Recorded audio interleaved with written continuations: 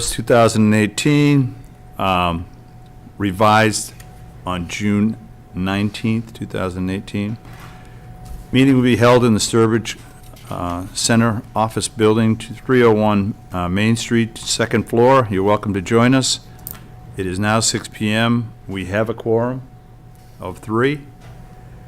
I think I hear the door. It's probably number 4. The first thing you wanted to do was to jump right to certificate of compliance. We can do updates if they're quick if you want first, or No, good. that's fine. Okay. Yep. Hi, Paul. Paul? I don't want that back. I'm just kidding. Hello, Paul. Hi. Hello, Wolf. All right, so as long as this is a certificate of compliance for 20 Audubon Way. This is part of the preserve, DEP file number 300-471. It's a single-family house. Does have a conservation easement on the back of it. I did go out there. There's no work beyond what appears to be the limit of work for the original subdivision.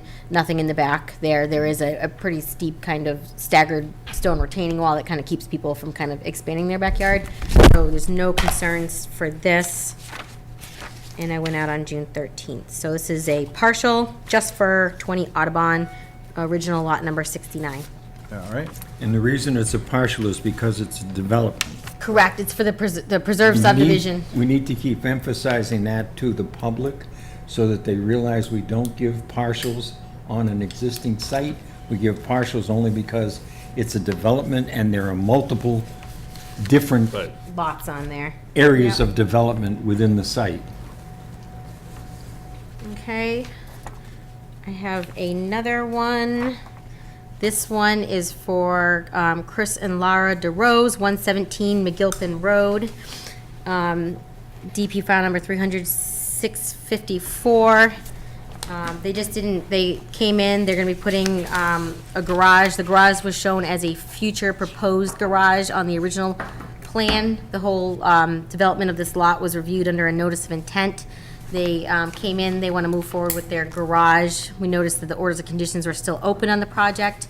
Therefore, we're closing these out, and they're going to come back for their garage filing, which actually won't be a notice of intent because it's out of the 100-foot buffer zone. So I went out there on June 19th. Doesn't appear there's any work beyond the limit of work shown on the plan, so there's no issues with that one. It's a complete. Okay. I can't sign it. Nope. It's my daughter. I realize that. I can't sign it, it's your daughter. Oh, I can't sign it. It's your daughter. Ashley, do you want to grab down in the end, just grab that one, and I'll give you the letter too. Yep, 20 Audubon. So, yeah, and just do the first 2 pages, copy. Okay. And make sure she gets the 3. The next one is 57 Beach Ave. This was for the paving of all of the roads down there, Beach Ave, so it was issued to Department of Public Works. This is a single-family house, so the only work was associated with the road in the front. Another older, not that old, but it's 300-899, one of these older ones that no one ever took these orders conditions off of all the lots. It's a real estate transaction. They realized it's still there. I went out there. It appears the work was done according to the plan. So it's a partial just for 57 Beach Ave. Now, how did it come to your attention? So when people go to sell their house, they do the Okay. title search and the attorneys find them. Sure. And usually they don't find them till like a couple days before the closing, so. But in any of these cases, did we have a requirement for an as-built? no, nope. And that last one, the road one, we did not either. So a lot of the older ones didn't require the as-built. I have seen them on some of the newer ones. Is that Beach? Did I just sign Beach Ave? Yeah. Yep. And one thing I was kind of thinking that wouldn't be a bad idea, especially maybe not for the smaller projects, but for some of these bigger ones, is, I mean, I don't know if this is something that you did in the past and just stopped doing, is requiring like a bond, and that way they get it back when they do their certificate of compliance, and that would ensure that people would actually do it and meet their permit conditions, which seems to be kind of a problem with some of these when they're coming in. So I don't know if that's something that's been discussed before, or It has something to not think been about. discussed in my knowledge. Not the idea of the bond, certainly. Yeah, as-built. and actually, that was actually recommended. I went to a workshop with DEP, and it was actually kind of recommended by them, so Mark Stinson was kind of For developments or for single-family homes? like developments, For depending developments, on, we've done it with developments. or, you know, bigger projects or ones you might Absolutely, have we've done it, concerns yeah. with. Maybe single-family houses, and it's not as big as for a development, but a small one to make sure. We've never done it for a single-family development. Yeah. That I know of, but we have done it For bigger ones, For all yeah. the bigger ones. Well, especially, It also goes through Greg Morse. We always have a road.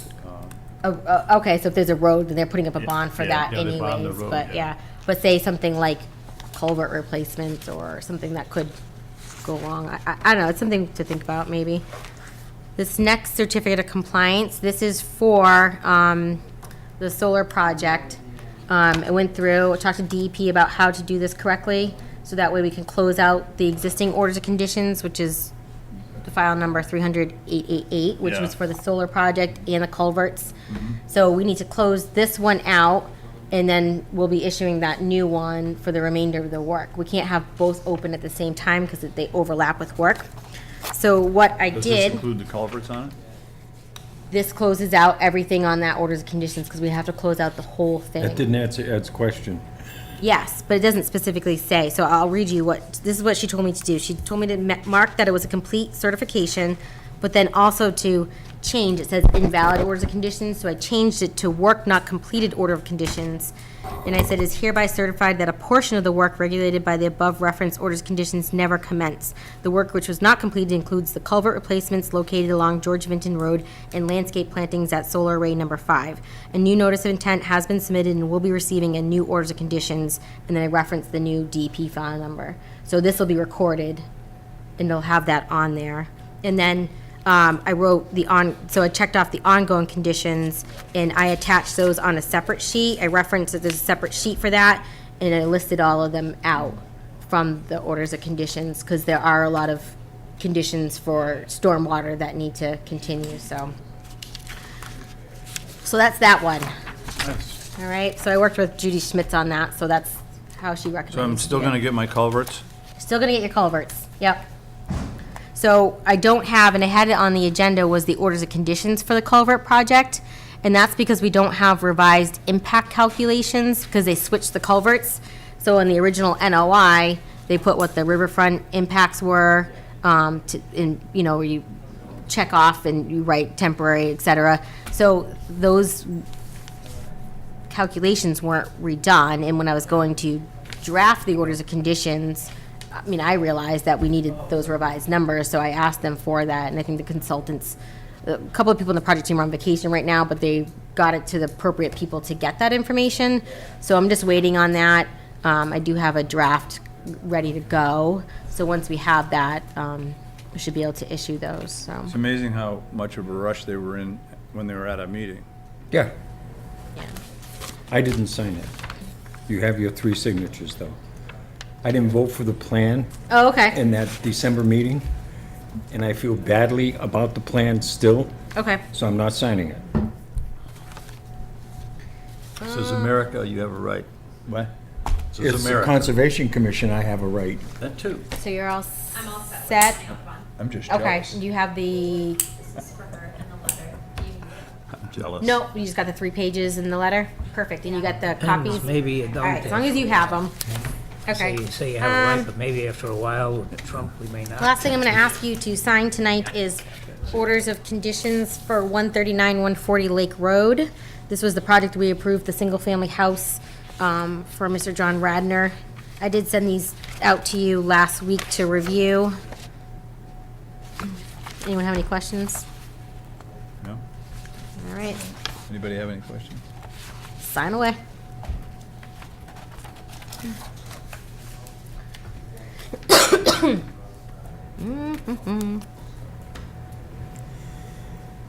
And we can talk about the other requests for certificate of compliance afterwards. Those ones are not ready, in my opinion, for signature. Okay. Are they coming before us or tonight, or can we? From my understanding, yes, the engineer is coming in to talk about them. I did speak to him today. He was planning on coming in. Any on all of them? Yep. Yep. Okay. All right, back up to community, committee updates. Is that what you want to do now? Here's your documentation. Once again, I didn't sign it. I didn't vote for the plan, so I don't feel comfortable signing it. Okay.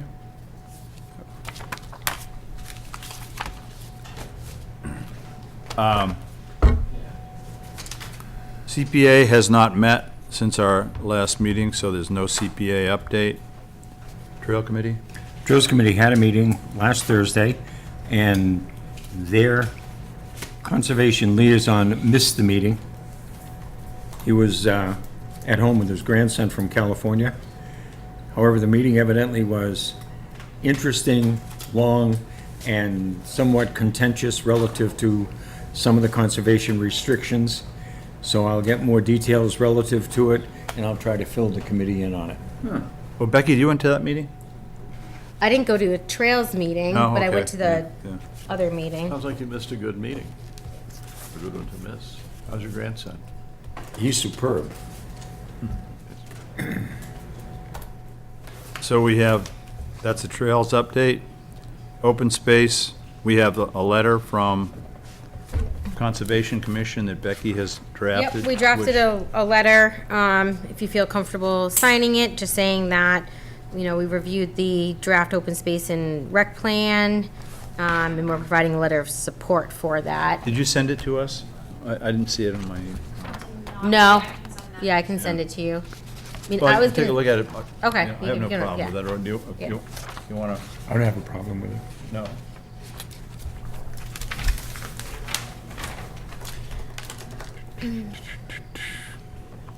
Just so long as we recognize it as the open space and recreation plan. Right.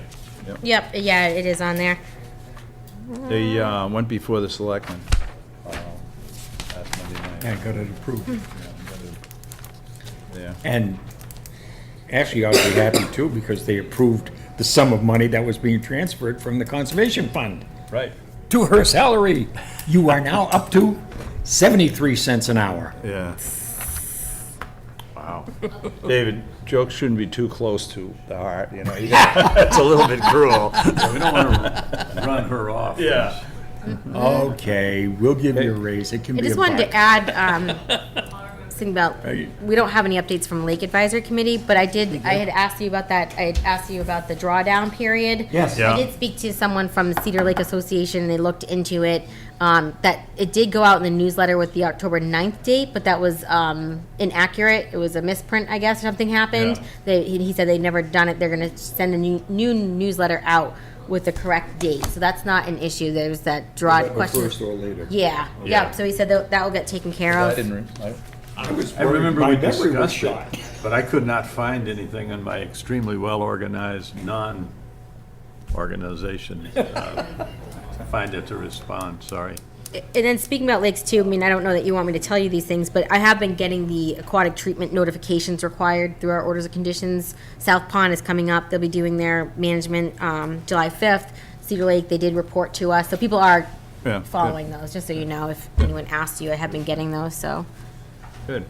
All right, can I have that letter back, is that okay? Yep, that's, all in favor? How you doing? All in favor for the letter of support? Yeah. Yeah, you must. Yeah, can you get me a copy of that to bring home with me? Yeah. Yeah, thank you.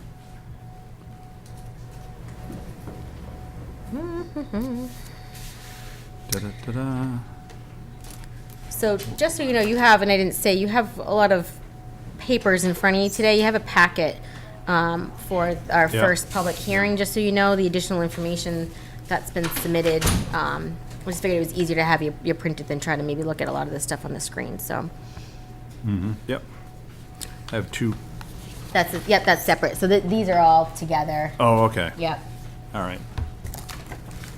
All right. We are now, thank you.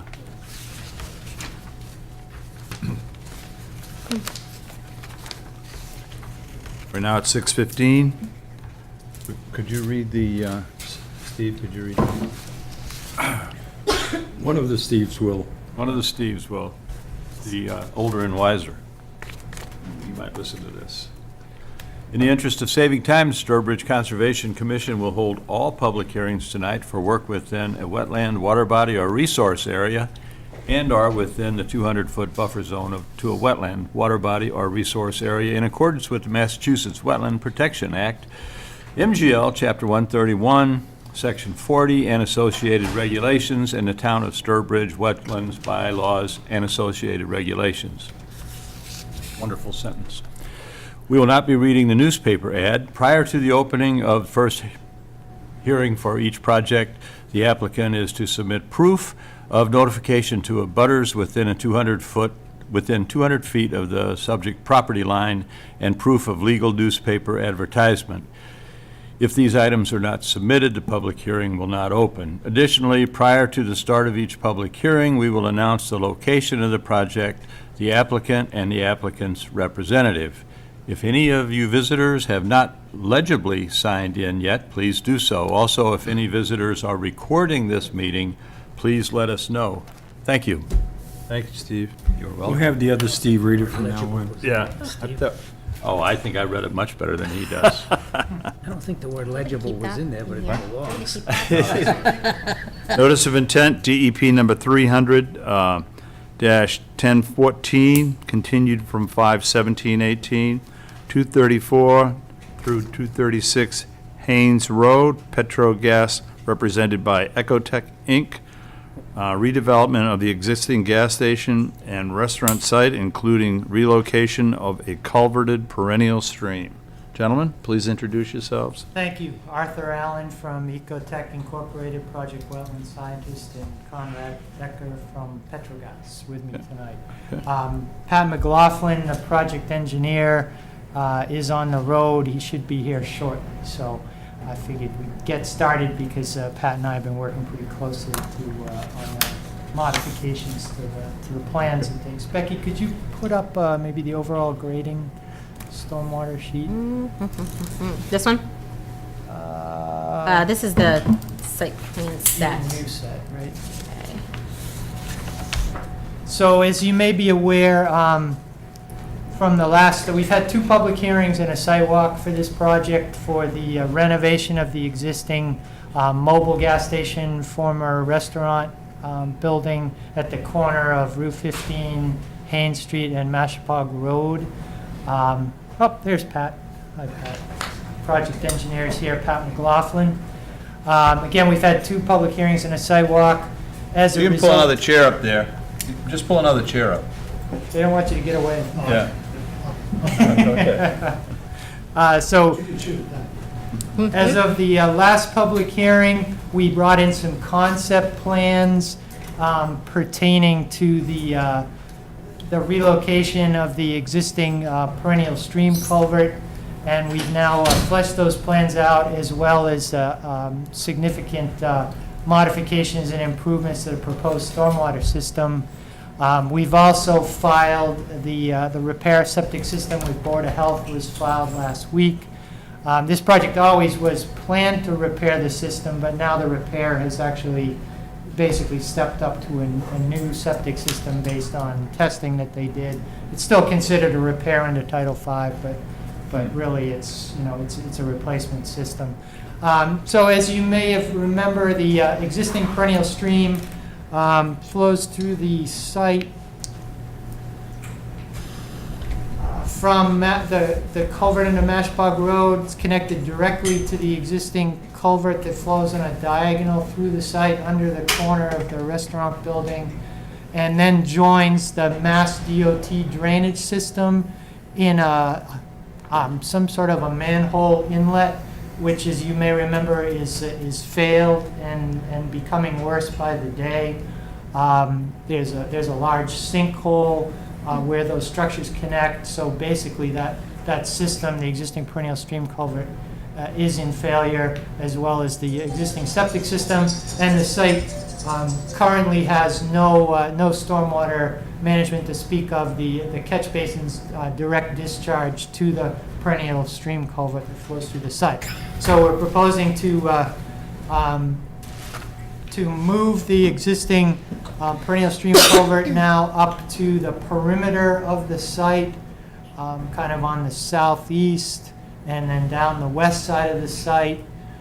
Get it out of the developed site, out from under the building, out from in between the gas pumps and the gas tanks and the piping and things, and then daylight it into the existing intermittent stream that flows down the north side of the site, and then restore that section of the intermittent stream culvert and provide a new daylighted section for the perennial stream prior to then flowing into the DOT drainage structures right here at a new head wall inlet. So I've provided, there's a significant amount of restoration detail. If you could, Becky, possibly flip to the sheet showing the restoration details.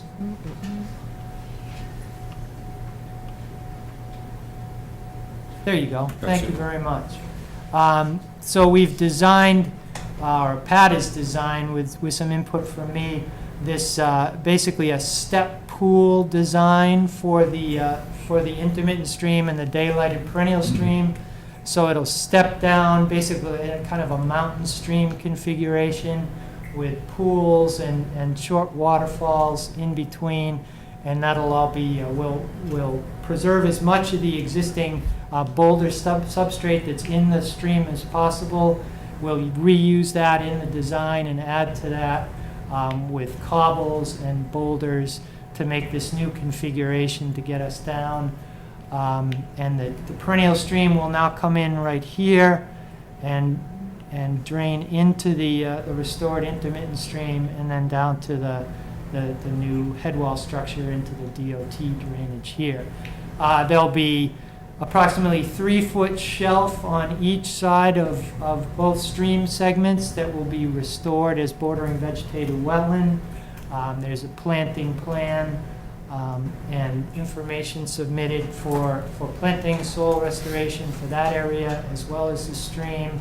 And then the buffer slopes will be stabilized, loamed and seeded, erosion control blankets, native wetland seed mix, and native tree plantings for all of the buffer zone areas that are going to be graded and restored associated with this stream restoration. So I've also submitted a new page 3 of 9 to the notice of intent, which updates all the resource area alterations and impacts associated with this design.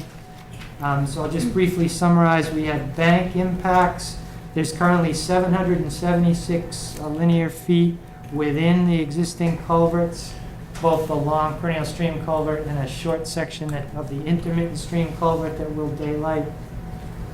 147 feet of the intermittent stream is currently open that we'll be regrading and restoring. When we're done, there'll be 758 linear feet within the new perennial stream culvert. 128 feet will be daylighted of the perennial stream culvert, and 144 feet will be restored. So there'll be a significant amount of additional open, restored stream channel post-construction.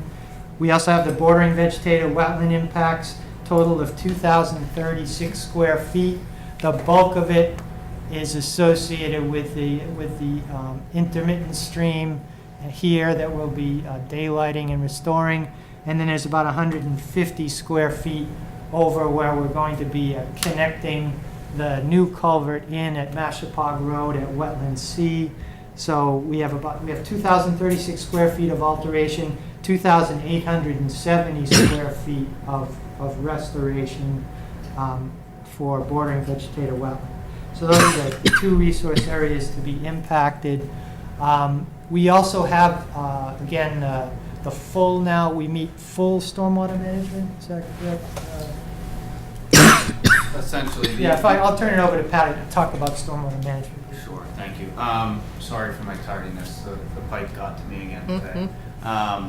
Yeah, so the stormwater standards are fully met with the exception of There's a caveat that DEP has when talking about the requirements for groundwater recharge, and part of that is that not only do you need to provide the volume, the GRV that they want, but they want you to send 60% of your impervious surfaces to those BMPs, basically warranting that, okay, you have a hole in the ground or a BMP that can account for that volume, but can you actually get that volume to it? So in this case, we are short of the 60% because we're sending the rooftops and canopies as well as the far rear portion to the left of the site, which would not qualify as the LUPL use due to its removal from the fueling areas. And so in looking at these gas stations, when we want to provide recharge, we try to break out the areas that are associated with the fueling use from the areas that are not. So we provide the volume within 2 infiltration basins, well above and beyond. However, we don't meet that 60% of on-site impervious area towards them. Again, this is a redevelopment, but every other criteria we meet. So the areas around the fueling station are treated now through filtration in a bioretention basin, which is in the location of the existing. It's here. Yes, thank you. Within the existing location of the mobile leach field area. So that will have to be removed in order to install this BMP. So this bioretention basin has 18 inches of filter media, and also has an impermeable liner. So the treated water will filter down through the media and be collected in an under-drain system and discharged via an outlet control structure into an adjacent portion of the new relocated culvert. And Art and I were discussing this with Becky last Friday when we spoke about this redesign, but to clarify for you folks, at the last meeting, we talked about trying to get all of our stormwater discharges disconnected from the culvert, and looking at the elevations that we needed to ultimately discharge that under drain scenario below the filter media course, we could make it work elevation wise towards the low point of wetland C. However, as we always try to do with stormwater design, we want to maintain existing drainage patterns. So we didn't want to create an increase of peak discharge rate towards wetland C by now creating this pipe discharge out in that direction. We need to balance our discharges as they exist currently to all the different resource areas and abutting properties. So since the site right now ties into the stream culvert untreated, we'll be discharging treated water below that filter media back into the new stream culvert in a similar fashion. And yeah, so that was able to lock in the stormwater for the entire property. So there's 2 new BMPs in addition to what you saw in the original submittal. And now all the on-site catch basins are linked up and go to the various BMPs. So nothing discharges directly to the stream culvert aside from the treated water from the bioretention basin. And since the package was provided to Becky, and she's aware of this, we discussed providing the sequence of construction and stabilization for the project, and also we discussed a detail for the stream culvert, perennial stream culvert inlet. There was some discussion of a trash rack at the last hearing for that inlet. So we provided that along with the details of the structure. So I can give you these. So these are They the have only- it, yeah, you guys have it, yeah, I gave them packets with all that extra stuff, so you guys have that. Great, thank you. Should So be the second page. these are the only 2 additional documents that we're presenting for review tonight. And our intention is to incorporate these into one final plan set pending the outcome of tonight's hearing. So everything is on the table. These are basically just the new details. Maybe Pat, you could go over that, briefly, that detail for the inlet. Yeah, sure. Yeah, and maybe just clarify too, because I think maybe the last meeting, we were a little bit confused about that. So the perennial stream culvert connects directly to the culvert under Mashpog Road. So it's not our stream that's coming through this inlet. This is just for the wetland, is a wetland C that's there. So underneath, if you look at this detail, the culvert's gonna connect, as it does now, directly to under Mashpog Road, Yeah. so you know. Yep, so this new structure would replace the catch basin that's down in wetland C now, and as Art has attested to, and he would know probably better than anyone, just with his time spent out there, it's actually difficult to even see that existing structure as it exists now, because it's down in the leaves and such, and so, thinking maintenance of that, we've proposed an inlet structure that has more of an open throat, and what we propose to do is maintain a slight sump area directly in front of that trash rack, which is really just, you know, what we're calling out as 12 inches and a couple feet out from the entrance of that rack, such that leaves and debris can be, you know, hand raked out of there in the fall and in the spring to keep that outlet clean and flowing in a similar fashion to how the wetland discharge is now, but then attempt to have a bit more reasonable access to it. Hang on a second, though, Pat. You just said that it was 12 inches, yet the design shows a maximum of 3.5 inches square. That's the trash rack grading, yes. I just mean the sump. So basically we'll have a small pool in front of that rack so that within that specific portion of the wetland, which we're talking about an area this size in front of the opening to the structure, would just be an area okay, for the like a settling pool. Leaves, exactly. Okay. Thank you. Yep. And, yeah, I mean, we did touch on, I can go through the sequencing to your benefit as well. We provided a general sequence of how all of these improvements would be constructed, but the ultimate objective would be prior to construction, and once we have a site contractor selected to do this work, would be to have a pre-construction meeting to discuss what their specific protocol would be. So Art and I have outlined the general sequence and general notes, but certainly the site contractor that would implement this work would have some opportunity to share their thoughts with whoever may be interested. You folks, DPW probably as well, and Art and I would be there. Do you want him to go through the sequencing? No.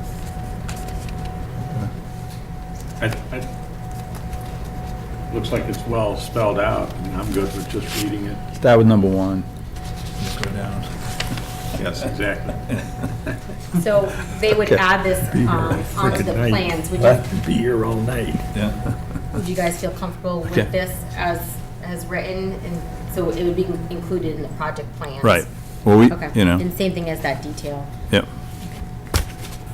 And then there was some discussion probably at the last 2 hearings too, about concerns from the condo abutters and plantings, and I believe you've added plantings on the property line to screen that kind of west side of the site, so on the far side of the septic system. Yeah, so, and I think they show up, there's a reference made to them on the landscape plan, but they show up on the actual septic plan. But we've added a row of spruce plantings along the far edge closest to the abutting condos, along the old leach field area. And in addition to that, we had talked about adding some screening along the pavement limits. So we've added a 6-foot solid white vinyl fence just off the edge of pavement line to keep debris from our site from getting into the stormwater BMPs and into the resource areas in the rear. And that's in Yeah. addition to the guardrail, right? Yeah, the guardrail's there for vehicular safety, yep. Will there be a fence on the far side also, or is just one fence? It's just a fence along this area. Honestly, I didn't consider having one at the other BMP. We could easily add one in similar fashion along that bioretention area. But Do you think that has plantings that would likely capture the debris, so it's, Yeah, excuse me. And in 3 or 4 years, with all the truck traffic, it'll be a mess. Yeah. yeah, I mean, I would have no issue adding it along there as well. Adding the fence. We might not want it. Oh, you don't want the fence? There, this screening fence is fine. Yeah. But the other fence is unprotected. The other fence is going to be subject to damage. Not deliberate damage. I don't see any, I think that the screening done by the plantings themselves will be adequate for that area. Okay. I don't think a fence would add that much to it, and it would degrade the general area's appearance environmentally. Do you expect any depth of water? Toddler type danger? No, well, there's always a depth within the immediate vicinity, timeframe of a storm event, but these will all discharge within, or drain within hours of a storm event. We have to look at that. But there will be some, There will be. so I don't know if that's something you might want to consider for safety. That's, but you're the ones designing it, and that's not a conservation issue. No. That pretty well summarizes the improvements, revisions. Yeah. All right. I guess I would just add that they did submit, which is in your packets, an alternative analysis for the culverted stream, saw which that. we asked for. So if you, Yeah. see, they kind of went through the different options and why that could not potentially work for the project. So we did review that. I mean, I have to say, since the first time the project's come in, they've worked on all the things that we've asked. Looking at stormwater improvements, they've done that. They've looked at these options and come up with a plan to avoid all those direct discharges that we were seeing originally. They've also looked at, what options were available for the perennial stream, and with what site constraints there are. I think that they've made some great improvements with what they can do here. Those things were our major concerns. What recommendations do you have, any? I think with some oversight during the work, and those are things that we can condition in the orders of conditions, that would be my recommendations, that we make sure that, one thing I was thinking is maybe adding, and I know this was done on one of our other projects, is one of the conditions we could add is that, that we agree with the project proponent that there would be, an environmental monitor for the site. We would have that anyways, but I think that it would be Ecotech that would be responsible for that. And then with that, there would be written progress reports to the Conservation Commission for the duration. And then we're also looking at, because we're looking at direct wetland impacts and restoration, that, and especially this is a little bit different than maybe just, BBW. We have maybe a longer time frame than 2 growing seasons that we look at for maybe reporting for it. 2 full growing seasons. That's what we typically would do, right? And then maybe just to make sure that the project proponent, landowner, especially with looking at how the stream comes out, and I think we might be okay with looking at with the head walls on there, but thinking about, it's gonna kind of, we're gonna see how it's gonna flow through there, and I think with the design change, instead of it hitting the opposite bank, I think we shouldn't look at have any issues or undermining behind the head walls down on 80 by Route 15 here, but maybe just to make sure that we have some type of plan in place that if something does happen, that they're responsible for kind of maintaining that also. So, that might be with our couple of years monitoring, but just to make sure that it's taken care of. So when would that plan be produced? Sorry? When would that plan come before us? That, anything like a contingency for undermining or whatever? Well, that could just be a condition, Okay. that it's the monitoring and reporting and inspecting and maintenance of these things too, so. We're part of the But, operation. yeah, management. Paul, you want to start? No, I think it's fine. I think, Okay. I have no problems with it. Just because I can't ride this fast, what were the square footage of the impacts? You mentioned the BVD. 2036 square feet. I'm sorry? The impact is 2,036, 2036. Okay. The restoration is 2870. Did you want the bank too? No, Did no, you get the that's, bank? okay, yeah, what was the bank? So the alteration is 776 within the culverts and 147 feet of open stream. And then the restoration is 750 feet in the new culvert, 128 feet of daylighted perennial stream, and 144 feet of restored intermittent stream. And also, I forgot to mention, I think we mentioned it before, there's a slight reduction in total impervious for the site for the new project. Steve, did you get this sheet? About 100 square feet or something. I don't remember what it was. Oh, yeah, I did. It's in the packet. Yeah. Okay, no, Yeah, you mentioned it in reference to Route 15 and Mass DOT. Right, reconfiguring the entrances and sort of cutting out some of the pavement, more green, Right. more green. Thank you for providing that information already. There it is. It's always one, David? 10%. I have 3 simple questions. The first one is, you described a step-down stream. We have no clue what that is. Could you explain it further, please? It's step pool, basically. It's similar to the configuration of kind of a high gradient mountain stream. So it's a series of short waterfalls and plunge pools to drop down the grade in a stable fashion. So it'll basically be, you can see it in cross section up there. So from top to bottom. Now it's my turn. He already showed us that.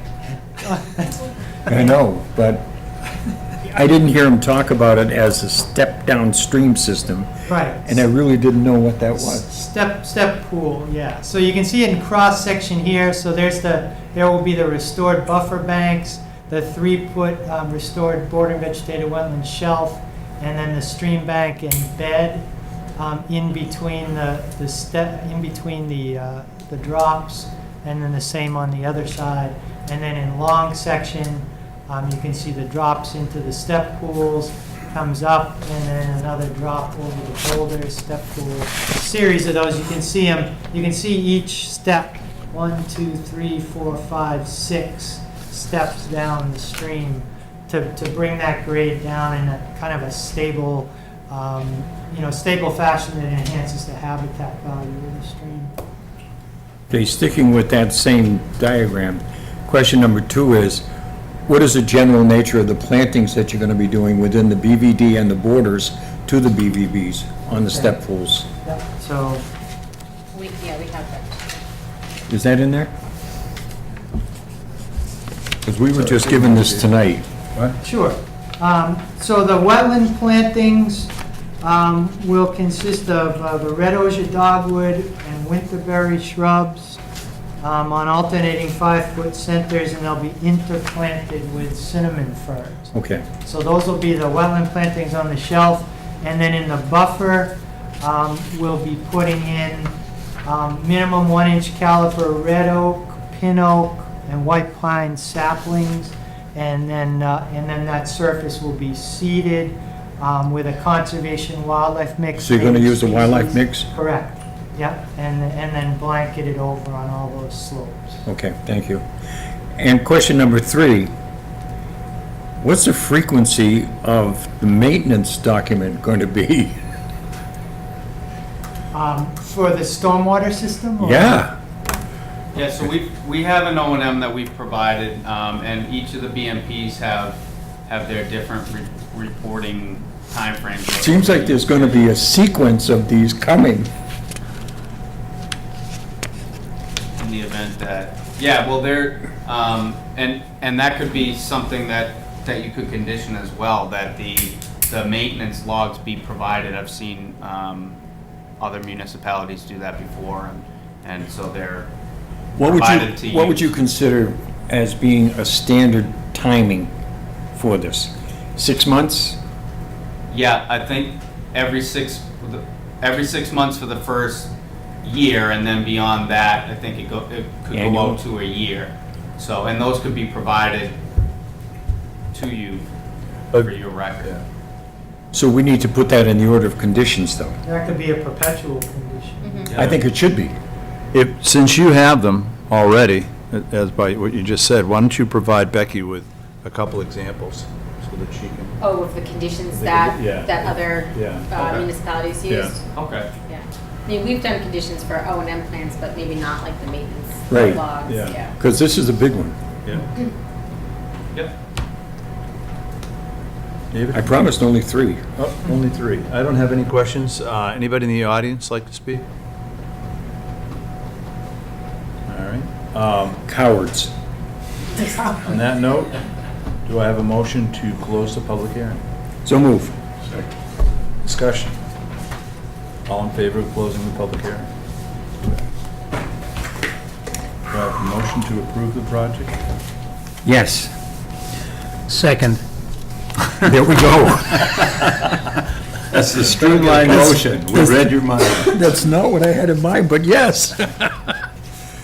I want to move that we approve the plan as modified with the order of conditions that will be forthcoming within the next week.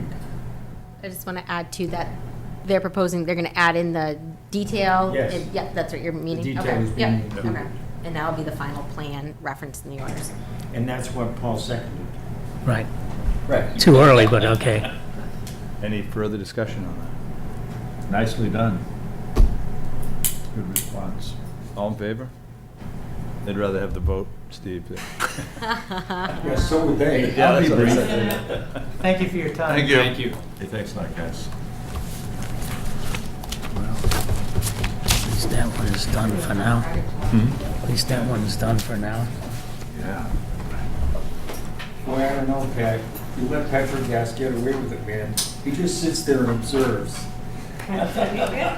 Conrad? Yeah. Gotta write the check. Oh, okay. But he was here. And now we are at Oh, that's true. Yeah. 6:30. Notice of intent, DEP number 300-1019, Bye, thank you. 30 River Road, represented by Ecotech, Aquatic Plant Management of Pine Lake, and Wetland Delineation Boundary Verification. Another simple project. Good evening, just for the record, Scott Morrison from Ecotech here with Phil Morrow, the applicant of the project, Dan White, who's from the campground, and Josh Perry from Solitude Lake Management. And you forgot your nameplate. I'll bring it next time. If you want to just kind of bring up the overall plan. Delineation plan or? what's that? We're only, this is the... Existing This conditions is Pine plan should Lake, be right? fine. Yep. This is an early on one, I think. I don't, Yeah, you can, this is fine. it's fine. You've all seen the site, familiar with it. I'll just quickly go through the resource areas and kind of turn it over to Josh to kind of answer any questions that you may have regarding the lake management. So as you're aware, we filed a notice of intent for for the lake management and also identification of wetland jurisdiction boundaries. We had originally filed this simply because it's a campground. We were nervous that, not that the wetlands were, difficult to delineate, but the issue we felt was if it's an open campground, there's a good chance that the flags will disappear. So we thought have them reviewed prior to, as quickly as possible while they're still there, and then let the commission kind of review and approve those wetland boundaries. The other noteworthy item for this notice of intent application is because it's a lake management, we're asking for a 5-year order of conditions because it's ongoing maintenance rather than the typical 3 years for a construction order of conditions. Just to kind of get you oriented, when you came in the other day from River Road, you kind of came up. There's the main building here, and then behind it, you've got the campground. You've got Pine Lake here, which was delineated. We've also got a perennial stream that flows into Pine Lake, a perennial stream that flows out of Pine Lake into this duck pond, and then continues to flow down and across River Road. So as we've got the 200-foot riverfront area for this segment here and the segment that flows into the pond, we've got the 100-foot buffer zone under the Wetlands Protection Act adjacent to the stream and the pond, and the 200-foot buffer zone under the Town of Sturbridge Wetlands Protection Bylaw. The second resource area we've got is an area of isolated land subject to flooding, which is delineated over in this area. That does not have a 100-foot buffer zone under the Wetlands Protection Act, but obviously has a 200-foot riverfront area under the local bylaw. Those are the resource areas. Again, I can answer questions on that, but why don't we start? I'll have Josh kind of jump in here and. Before you start though, based upon that diagram of what you just said, you should explain for the general public why that is not a great pond. Because we just had an article in the local paper about great ponds. Oh, interesting question.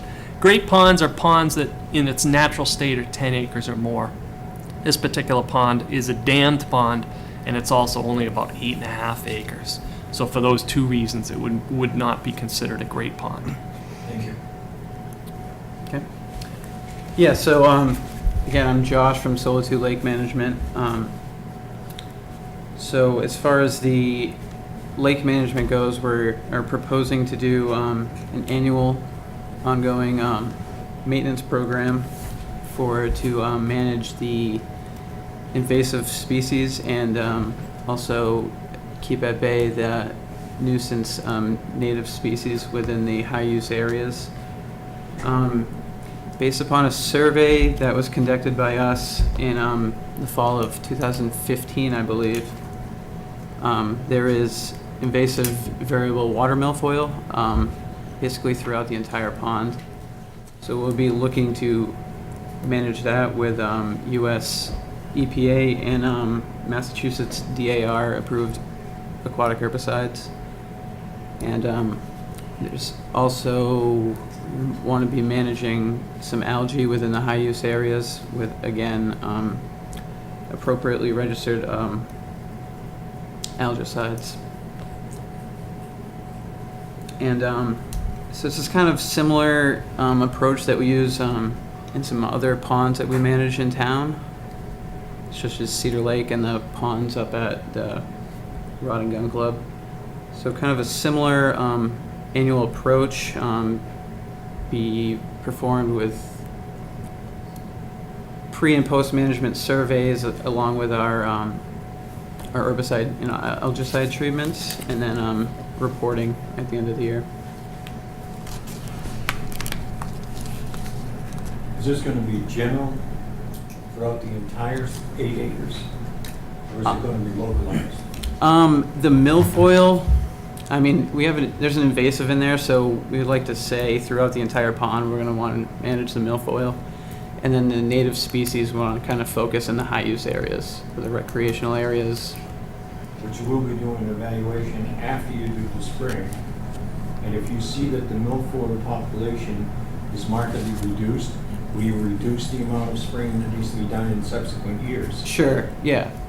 And then, like I said, subsequent years, we again do a pre-management survey. We go out, we use GPS units, kind of mark out all the growth, and then we overlay that on GIS software, something like this, and then we kind of map out acreage and determine treatment areas on an annual basis.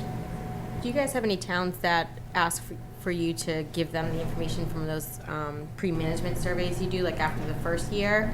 And then kind of, would you come back and maybe develop a new plan based off that? Sure, so we typically, and I think even with the other projects we do in town, I think we give you guys a year-end report. Yep, year-end, yep. So is that what you're asking for?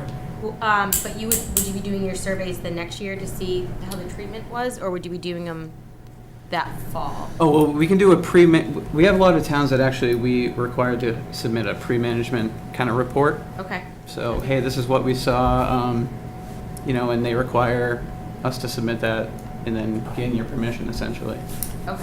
based upon what we see on an annual basis. We like to see the pre and post so that we can see good results. Sure, yeah. As part of the year-end report, we provide maps.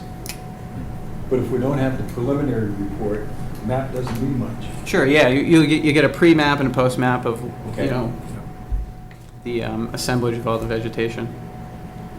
So the, using the reword for the milfoil, that would just be, that's the only one that would be for the whole lake? Right. Okay. Right. And that one has some temporary water use restrictions. No drinking or cooking for 3 days, no irrigation, etc. Know that the lake isn't currently being used for those uses, but any thoughts on, there is the dam and it does flow down to the Quinnebog, so it does go through some different properties. Any thoughts on, any concern with it exiting out the perennial stream, or? One thing we could perhaps do is these flashboards at the dam, we could always potentially lower that immediately before the treatment. Lower the pond a few inches and then put those boards in so you wouldn't get a discharge for a few days until the pond filled itself back up. That's a good idea. Yeah, and drying a few days would be fine. I mean, the Dicot herbicide, the Reward, has a half-life of just a few hours. And at the rates we're going at, max label rate would be 31 parts per million. And within 3 to 4 days, it's just undetectable in the water at Okay. that point. So don't you also have to put up a public notice indicating that the public should not be using ponds during that period of time? Yeah, so we, sometimes, we're required to notify the abutters, and then, it's a... Well, he's sitting right there, so we don't have to worry about that. Exactly. So we'll obviously let him know, and then we put up posters around No, the but you whole do perimeter have of the abutters pond. across the street. They have a private pond, which you'll be Yeah. flowing directly into. Okay. So you're going to have to notify them. Okay. I don't think they use the pond for anything, but they have a plastic swan in the middle of it. But other than I thought that, that was real when I first saw it. And actually, Is that a flamingo or? A lost flamingo. A But- faded flamingo. but we would want them to be notified as a part of Okay, this. sure. When you're doing it, give them prior notice. the algicides, are those being used on ponds in Sturbridge right now, the great ponds, or? Yeah, they're being used on Cedar Lake. We do the town recreation area. Okay, it's done there, okay. Okay. Paul, any questions? Nope. Steve? We were out there a couple of days ago, and only about some portion of the pond lake had aquatic vegetation. Okay. But you're talking about treating the whole lake? We're this is, again, like I was saying, the last time our company was out on the water was the end of 2015, so it could have certainly changed since then. And like I said, we'll go out there before. We're not going to just, blindly treat the whole lake. We're going to go out, survey it, determine what's out there, submit a report, Yeah. Right. So along just with treating, maps, just treating and then areas. treating what needs to be treated. And I didn't go down and look real hard at them as far as Sure. whether those were the invasives or the milfoil or the natural or whatever, but Okay. you guys would know. Now, treating with an algicide, that's not very common, is it? I mean, I Yeah, can't. we do that at several of our projects, yeah. Mhm. Okay, We've had it done on the recreation beach for years. the algicide, Yeah, phytoplankton. interesting. It's weird. Well, it's because you're not getting ahead of nutrient inputs. Right. We need to do that. Thank you. Yeah, no problem. I have one, just in the way this is written. Aquatic plant management of Pine Lake is notice of intent and delineation boundary verification. Other than the lake, we're not giving you any delineation boundary verification for the rest of the site, right? Just the other area, the isolated land subject to flooding that is Well, delineated my over my here. point is that there's, that you've got all this up here is wet? Yeah, It's not, It was all. we flagged right to the Is it all property line. flagged? Yeah, we went. Yeah, if you to want the to whole go, site. we so can, we're approving I can all pull the up flagging plan. for all of the site at this meeting right now? yeah, we went and kind of looked at the, Yeah, I was there. I'm in. Yeah. So, right, it's one notice of intent. So Yeah. they filed for the aquatic vegetation management, and then they filed under that notice of intent to ask for delineation Have you walked those? review. I have not. The only time I've been on the site is when we went. Yeah, I mean, I was at the site. I didn't see any that I disagreed with, but I didn't give it a, Right, well, I thought that when we were out there, we could kind of, as we went to each section, we were kind of spot checking. I don't think that we have any concerns for this site. There was the Well- question that came up from DEP about the duck pond, and DEP did ask a few questions. Scott did reply with a memo to DEP. I asked them if they had any concerns. I have not heard back from them, so if you want to. yeah, I'll kind of go through that. DP noted there's a duck pond right here. And because that was all fenced in, yeah, it's right there. It was all fenced in, and there was a petting zoo surrounding there. So we didn't want to put there was no vegetation along the banks here because of all the, so we didn't want to put ground flags in. So we had the surveyor locate the boundaries. It's a clear break and slope, an obvious bank to the pond. So we had that located. DEP, I think, had some questions about, because that was not delineated, I think they were assuming that we weren't calling it a resource area when we obviously, it's land underwater. It's unquestionably a pond. It's shown on the USGS map, and we've got 25-foot no disturb, 50-foot no structure, 100 and 200-foot buffer zone. So just to clarify, we were unquestionably that would be regulated as bank and land underwater.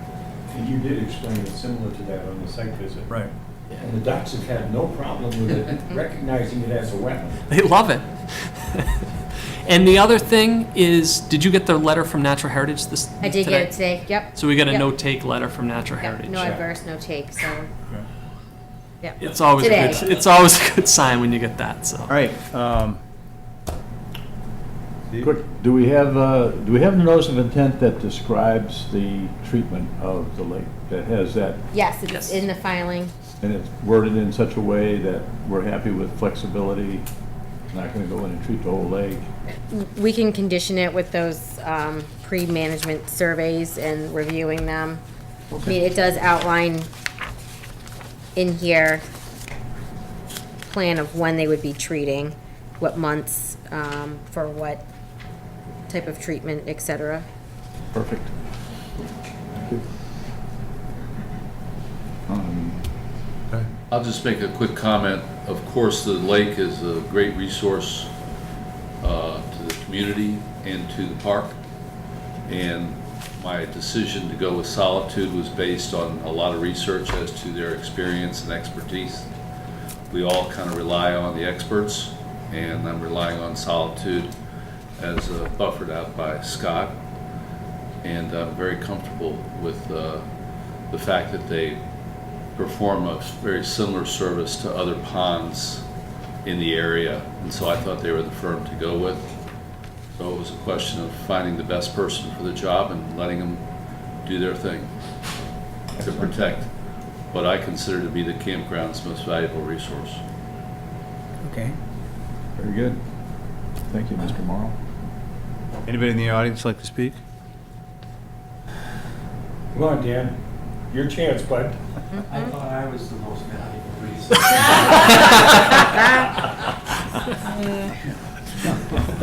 Wow, another raise. I haven't even had dinner yet. Do I have a motion to close the public hearing? So move. Second. Steve seconded. Any discussion? This being a notice of intent, I have to move that we have already closed the public meeting. So we issue an order of conditions under the Mass Wetland Protection Act and the Town of Sturbridge Wetland Bylaws. And Becky is writing up the With the conditions that we, conditions. Yep. And then we'll also note that they're asking for the 5-year. Right, Yeah. that's part of the deal. Yeah. not a problem. Well, we need a second. Second. We got a second and a third on that one. You get a choice. That's how serious we are. Any further discussion? All in favor? Thank you, gentlemen. Great, thank you very much. Thank you. In the words of Arnold, we'll be back. Oh, yeah. No, it was I'll be back. I'll be back. Or we shall return. I mean, that's good, like generals. That was the general. I know. We're almost back on schedule here. Well, this thing is job. built, they'll be back 100 times. And by the way, immediately following that, in parentheses. All right, we are up to 6:45. Request for determination of applicability for 188 New Boston Road, represented by Nikki M. Construction, Huh? for an addition of a existing single-family house. That is correct. So I'm looking to place within the 100-foot buffer of the existing wetland to either side of the existing structure a setback, basically turn into a setback cape. So there'll be two 20 by 24 setbacks that will overextend the existing structure by about 7 feet. And a third structure will be a garage on the tail end there, kind of the top of there, that will overextend past that an additional 4 feet, basically violating the 100-foot buffer zone by about 15 feet well outside the 50-foot buffer zone. What we're looking to do in the scope of the project. All standoffs would be off the existing. 2005 was this drawing when the septic system was replaced. All of the standoffs are well past the 22 feet from the. Pull the mic over a little bit, too. Sorry. All the standoffs are past the, well past 20 feet from the existing leach field itself. Everything in there. The 30 feet marked there, you can see everything else slopes with the 15 feet of the width of the 4-bedroom septic system. So that is the scope and what we're looking for to be able to do that from within the 100-foot buffer zone. Look for the applicability. Other of interest or of the note to the board, the existing shed that's within the 50-foot, we'll be closing next week, as a matter of fact, on the adjacent property, 186 New Boston Road. Will now be a part of this one. That shed will be moved outside of the 50-foot buffer zone into that property. And we have no further interest of going past the perennial stream or anything else that property had been looking to do in the past. We're looking to preserve that. So the parcel will be, has been surveyed. We're putting in the A&R now to make it one parcel as a 7.5 acre parcel, locking that out. Great. Becky? Yep. So I just want to note, I do have the abutter notifications and newspaper ad. But right, so it's a house addition, like you said, outside or at the extent of the 100-foot buffer zone. It's within the existing yard. There is riverfront on the property. The work area is well outside of riverfront. The back of the yard is kind of about, just looking at the aerial, is about over 200, maybe 250 feet away from the stream back there. So we're not working within a riverfront area.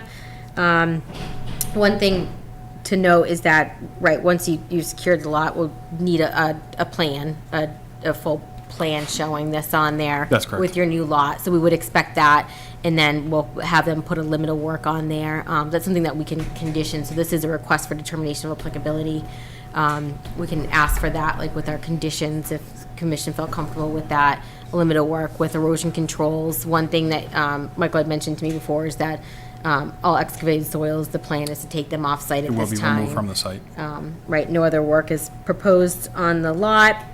I feel comfortable that with some conditioning and a little oversight during the work, that this can be approved through an RDA, do a negative number 3, which would be, it's a minor project under the Wetlands Protection Act with some conditions, and positive number 5, that it's subject to the local bylaw. Okay. Okay. Paul? That's fine. I have a question, though. Are you planning on doing anything with the lot once you buy it next door? Are you going to build something on that, or? No. Nope. We're actually, the main reason we had to buy it is the tail end of the addition on the lower side only makes it 12 feet from the lot, so we needed no variance in town, so we bought the parcel to get rid of that issue of being close to the property line. So there is an A&R in. I had a survey company come out. I do have an official plot plan of the existing house as it is on 188, and I have the plot plan is coming with the A&R for approval to take the property line and join those, so 186 will cease to exist. So what's gonna, you're just gonna leave it alone, or? Leave it alone. Have no interest in doing any further and protecting myself from anyone else basically going in there. At some point, in all honesty, at some point, a lot of this is also the value to the bank ratio to cover the construction cost with that property. At some point, once that's done, I do imagine we'll probably donate some of the tail end to the Opacum Land Trust just to lock it out, not needing 7.5 acres worth. We can only ask that as a point of interest, it has nothing to do with this Right. project. No, and absolutely, that was, we want the protection. I mean, to be honest, we've been in town for 11 years. We've got 3 kids, wanted a little bigger house. We'd looked at other things in town, and larger size means much smaller yard. I like that my kids can play in our backyard. They have the space, so, no, we were looking for the space and the protection, basically. Nice. Did you say your kids play? They do. They're out right now. One's at baseball finishing up, yeah. I've actually enjoyed 3 kids, all under the age of 10, and a 6-month puppy. This has been a joy this evening to sit here. We can keep you. Keep the puppy in the yard. Now we see why you came yourself. That's it. That's it. I want it out. If your wife isn't watching television, just stick around. David, Out and about. Those are your questions? I'm assuming we have, you mentioned erosion control, I mean, that's the name of the game. Right. Yeah, and we had spoken that close to the, basically, I'd want to keep the control from going on top of my leach field also. We've talked about using some containment during the excavation period, and as we said, all fill will go off property. We've already Yeah. talked with Kazura Construction, who's doing that to dispose, remove that off property. And yeah. There's we can- also, that is a perennial stream behind you, That's correct. so it's subject to the Rivers Protection Act. And there's been, on all of the sites, not, the one you're buying, the one next door, there's been fill in there, if you take a look at it. We don't want to see any more fill. No, everything is to leave property. The sizes, My question, oh, you had a question? I'm sorry, go ahead. as indicated on the site visit on Tuesday, that proposed building, the furthest, the one that's causing you to have to buy the property That's next correct. door, I still don't understand why that has to be within the 100-foot buffer. Because it could be made, the front of it could be made parallel to the existing 4-bedroom residence, flush, and it would take the back end of it right out of most of that 100-foot buffer zone. A lot of that was not wanting, we wanted the look of the setback cape, some of it was aesthetic. And the other part of that is that it wouldn't completely take it out. You can see the 100-foot does go through actually the existing residence. And the other part is that there is concerns talking to our building and everything else, going around that chimney that's existing creates definitely some leak potential and some other stuff within the residence with future stuff to have that wall and everything else that we wanted to avoid. So we actually are set tight to that chimney is where that setback came from on that side. So the two, this is one of the buildings you're That's putting up? correct. And this is the other one? That's correct, and then a garage is off of that one. In the garage here? That is correct. Yeah. Yep, Okay. that is correct.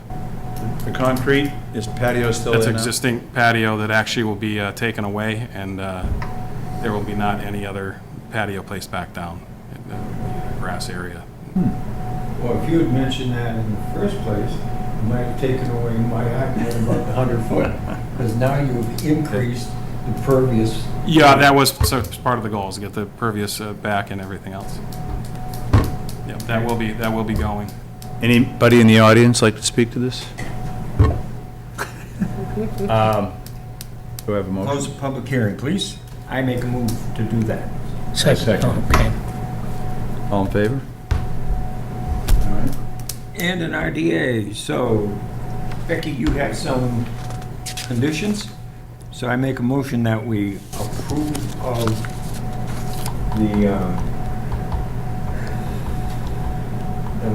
the plan as provided with the conditions that will be explained on the order. Or a letter permit, it'll be a letter. Letter Permit, yeah. I'll second that. Do I have any discussion? All in favor? Thank you very much, Nick. Thank you for your time. Good luck. Thank Keep you. that puppy out of that road. That's a bad road there. That's why we got the whole curve now, hopefully, so we'll get that fenced up. So I'll draft a letter permit for you, and we'll send that out probably early next week, and that'll kind of outline those conditions for you. Thank you very much. You're welcome. Can we sign the determination of applicability, please, so that we don't have to get them later? All right.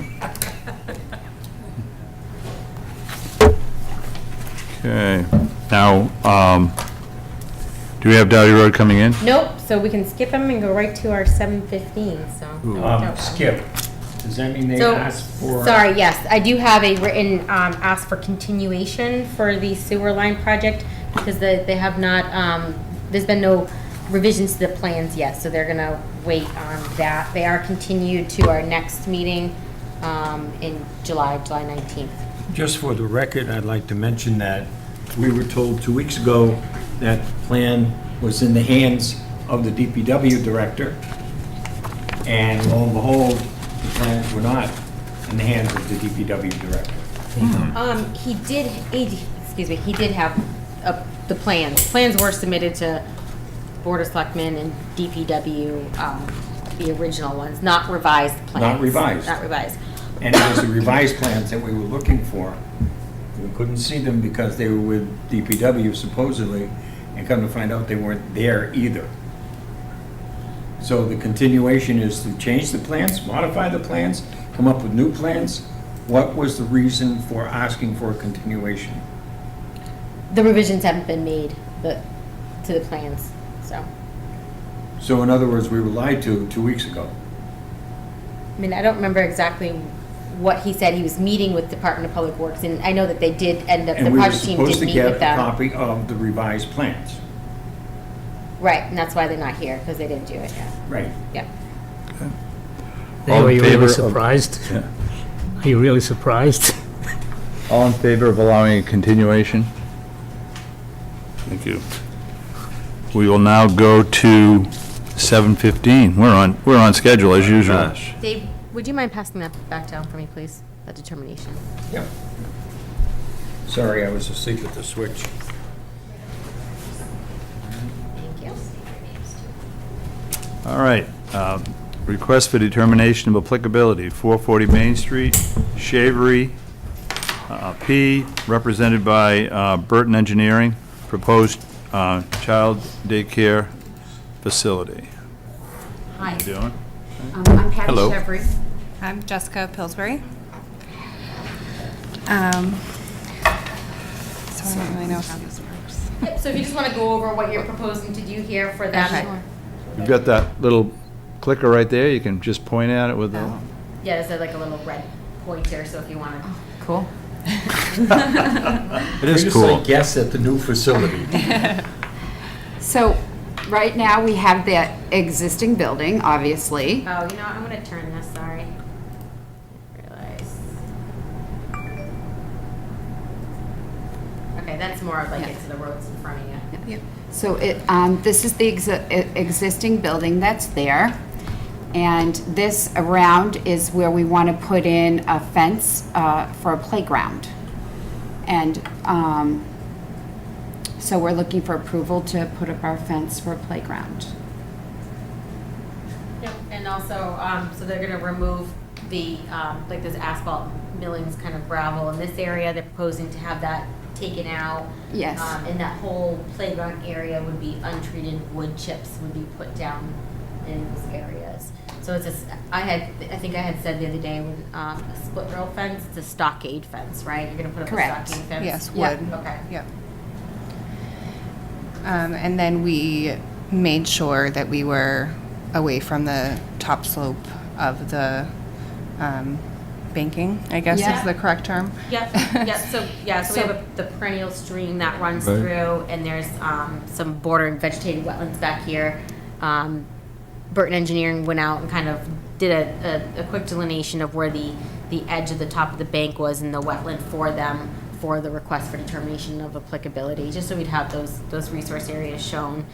And anything that we clear out of there will be removed from the property with, Yeah. but the truck that the person's using to clear the property. And the fence that's gonna be put in is gonna have metal posts, and is that handwork, or is there any equipment back there, or?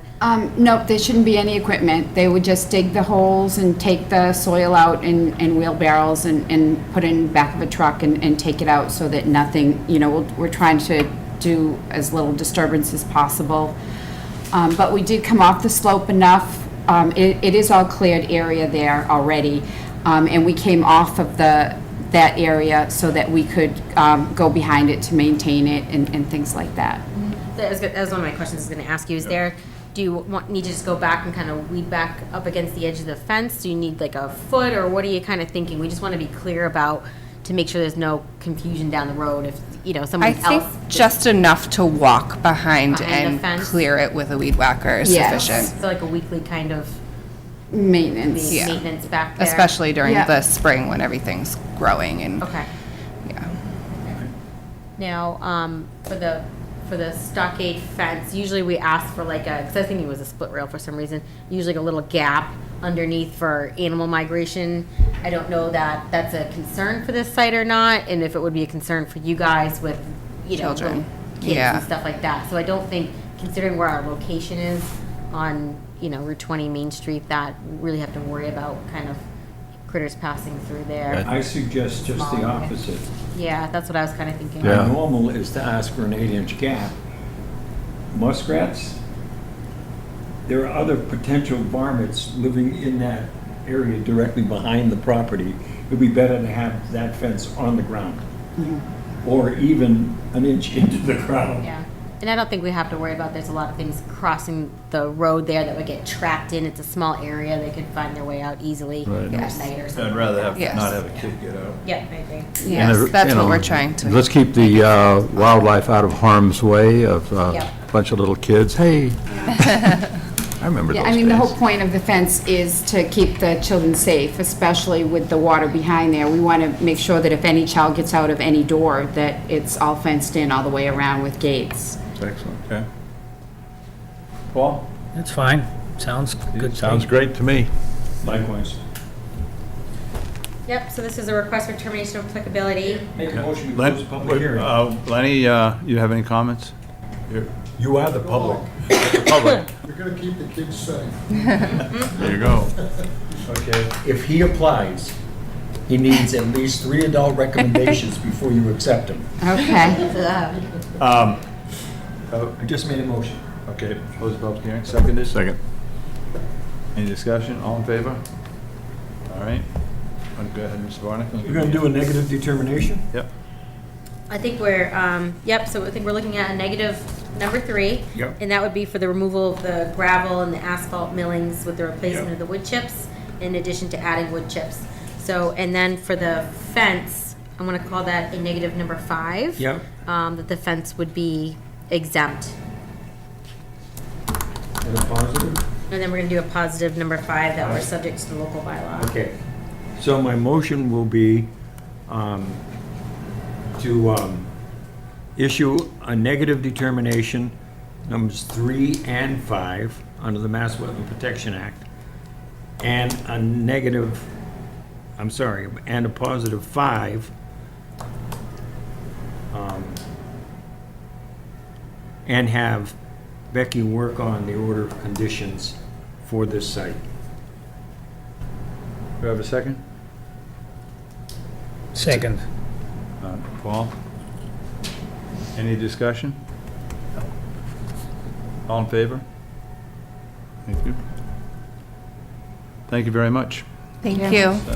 It was easier than you thought, wasn't it? Yeah, it was a lot easier than we thought. So Well, when Friday, you first came in, you looked scared. Yeah. We haven't bitten anyone in years. Oh, that's good. Rumor that I'll we draft do. what we call a letter permit with those kind of conditions for you, and probably do that early next week and send that out to you with your official determination, so, okay? Awesome, thank you You're welcome. All right. You're welcome. Can I ask you guys to sign this, please? Have fun with all those little kids. Thank you. Smooth sailing so far. Not bad. She's got us on time. Actually, Jim, not fooling around with her. said she was gonna. They want to put- go to the concert on the Common, that's Yeah. why. I can hear it now. Boy, it's crowded. Out there? I bet it is. Beautiful night. They're packed on the side here and all the way down. Oh, wow. First good weather we've had in a month, Letty. So 7:30 for, Yes. area delineation, okay. Yep, that one was also asked to be continued because we don't have any discussion with them at this point because we're still working out the third-party review part of that. We can't have a discussion about that because I did, if you'd like to, I did provide you guys with a proposal from a company, so we can have that discussion tonight if you don't have any questions or whatnot. We can either do it now, we can wait. Do our whole agenda. Okay, yep, then go to that. There you go. Sounds You all right with it? good. All right. We got plenty waiting out there. Yep, so let's do those requests for certificates of compliance then. We don't have anyone here for our letter permits, so. Oh, okay. Yeah, there's no one that's coming in for those, so. All right, so we're at, the 300-0914 for 187 Lake Road for certificate of compliance. We're actually getting close to being up to date. 0194 is not the 800 series anymore. It's not. Okay. No, all these are pretty old. Becky, did you look at this? Yes. And? So this one, 914 is the driveway. It's one project site on two sides of the road. I just want to make sure I'm talking about the right one here. Yes, this is the driveway. So this is the plan for the driveway. Let me just make sure I have the.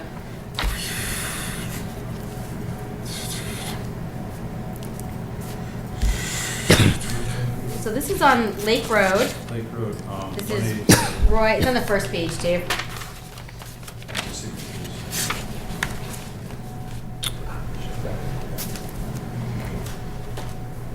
So this one, I went out there on Tuesday.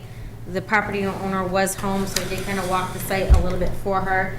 This is the, Lake Road's here, so this is on the opposite side. The lake's on the other side. So this is the garage that went in. There was an existing garage down here. I went out, garage, driveway, those things look fine. The only thing that I noticed was a lot of the trees down here weren't planted. There were some trees up here. The whole slope here, it notes loam and seed. There was like a boulder kind of retaining wall. I don't think there's a concern with that. I don't know if there's any discussion with that change of plan.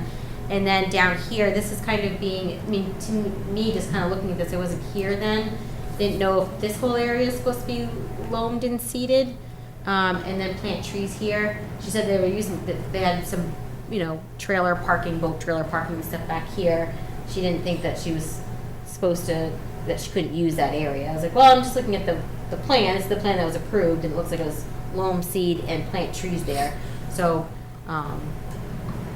those were my observations. So it doesn't meet an as-built? Well, I don't think we're at that point. I think we need to find out what's going on here. This is fine. I mean, I guess we could discuss, do we need to see the stone retaining wall on here? And why we don't have the trees planted. She didn't realize she had to do that, I guess, is kind of So what I got from her. that's coming before us, why? Or What he actually did is that slope right there is he rip-wrapped the whole slope. So there's stone, it's actually stone throughout that whole slope right now. Yeah, she left a little area here. She said, That area right through there she just showed you is, this area right in here is all rip-wrapped now. well, except for here. She said she wanted to leave this so that way her grandkids could slide Right, down it or right. something. But it is loamed and seeded there, and there was like an erosion control blanket. You can see it. Okay, so I have a basic problem. We have a plan, and we approved the plan. Now, for the order of conditions, we want to change the plan. That somehow seems like a perversion of the. You mean for process. the certificate of compliance? Yeah. They wanna You said change the- order of conditions. I'm sorry, they want to change the plan for the certificate of compliance. No, So who- that's like saying, I've got a plan to put up a garage, and I only put up a quarter of the garage, but I want a certificate of compliance for the quarter of a garage. I don't see that happening. He put up the full garage. I know you're saying that in a rhetoric, but the fact of the matter, the intent was to put up the garage, do the site, and in fact, he did install the garage, did the site, and then instead of looming and seating, he put on that slope that he rip-wrapped it. And he does have a few trees up on the top, and he put that maple down in the front near the garage. He's We got asked all that specifically, stuff is Libby, there. we asked specifically for loam and seed on the slope. We asked specifically for the trees to be planted. If he wants to make a change to the plan, he knows the process. And you know the process. He comes to you, you come to us. We talk about whether we're willing to have it rip-wrapped instead of seeded and loamed, and if we're willing to give up on the trees. There was a reason those trees were being asked to be put in. And the reason, if I recall, is because up on the slope where the garage was going to be built, in fact, there were trees that were taken down. And so we were looking for replacement trees. And now he doesn't want to put the replacement trees in, but he wants a certificate of compliance. And I say, without changing that plan, I can't approve of a certificate of compliance. And I can't agree to change the plan unless I have a new plan that shows me what it's going to look like when I sign a certificate of compliance. Because that don't comply with anything. Paul, how do you feel about it? I agree. What about you, Steve? Yeah, it's not Okay, what we approved. so it's not what we approved, so we're not A new approving. plan. Okay, good, next. No, let's go through these things. Yeah. 189 Lake Road. I mean, with no malice, it's just the facts. It doesn't mean it. Right, so there's. the Lenny's next caught in the step. middle on So go this. back to the property owners. Lenny's caught in the middle. Okay. They'll have to decide. Well, I'm whether they caught wanna more change than the plan or middle, change it. because now we have to prepare a new Okay. plan, Just want to make sure it's and that clear. costs him a lot of money. Yeah. So, I know it's not your problem, not mine, but it's theirs. But you can explain to the parties that if they had come to us and asked for modifications, we could have been working on this for quite a while. And instead, you wait until they've already made the changes, like the riprap. That's a big change, because I remember this site. We had a lot of back and forth about this site. This is one of the ones where even our tree advisor indicated that a minimum of 15-foot radius would be required around the big trees, or they would not survive. And that was up on the flat. 189. Yeah, I just gotta pull up the, it's in a different folder where the plan is for that one. Ashley already has a folder? Ashley has a folder? Well, I don't, do I have a folder? I'm a paid member and. We can't write what you guys' folder is called, so it's in code word here. No, I'm just kidding. Yeah. It's We prefer like, not to know. mine would be called unorganized and misses a lot of meetings. That side is 188, right? Says 180, 187. says 189. We've got to go to 189 now. Well.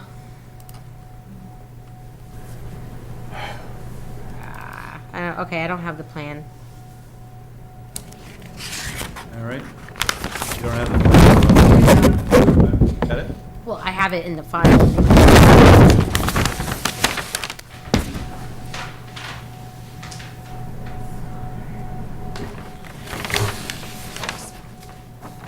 I'm not 100% sure if that's the correct date. Let me just grab my note here.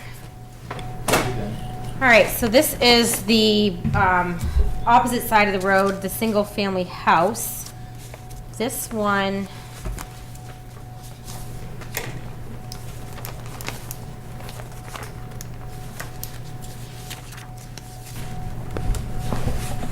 Most of the work appears to be done correctly. We have, I'm just gonna use this too. I mean, some changes with the plantings, but she's got all the numbers she needs. I mean, it's not hibiscus, there's rose bushes there. The area of the vinca bed isn't fully established, but she does have some plants there. This white pine wasn't planted. She did plant some additional, evergreens on the other side, kind of as a border with her neighbor. She didn't want to plant the white pine there, I guess. She does have like the drip strips going along the side. They didn't do the sidewalk going down, but it is all crushed stone over there, so I don't think that's a big change. It could be noted on a certificate of compliance that the walkway wasn't installed, but there is crushed stone there. So everything looked okay here. I mean, there was a change of a few of the plants. One thing that came up is there is the 36-inch oak by the water is dead. It's a dead tree that they had a Robinson tree look at. It's probably been affected by, like every other oak we've been noticing here, by the gypsy moth and the drought conditions. That for years she's been trying to keep it alive, but it didn't leaf out at all this year. So they would like to remove that, grind it down. She talked about maybe trying to plant another tree there. So it's something she had asked while I was out there. Otherwise, I don't see any concerns. Well, what was the comment on the pine tree? Why didn't she put it in? I don't think she wanted a pine tree there. She had some other plantings. She did some other arborvitaes, and she put the 3 over there. I just don't think that she wanted that. Spent $45,000 on the landscaping. I beg your pardon, honey? I didn't hear what you said. I said she spent $45,000 on the landscaping. Did she plant a tree in lieu of the white pine? Well, yeah, so over on this side, there are 3 kind of ornamental evergreens. I'm not even sure what they are, if there's some type of spruce or something that are over Are you there. recommending we approve it for certificate of compliance?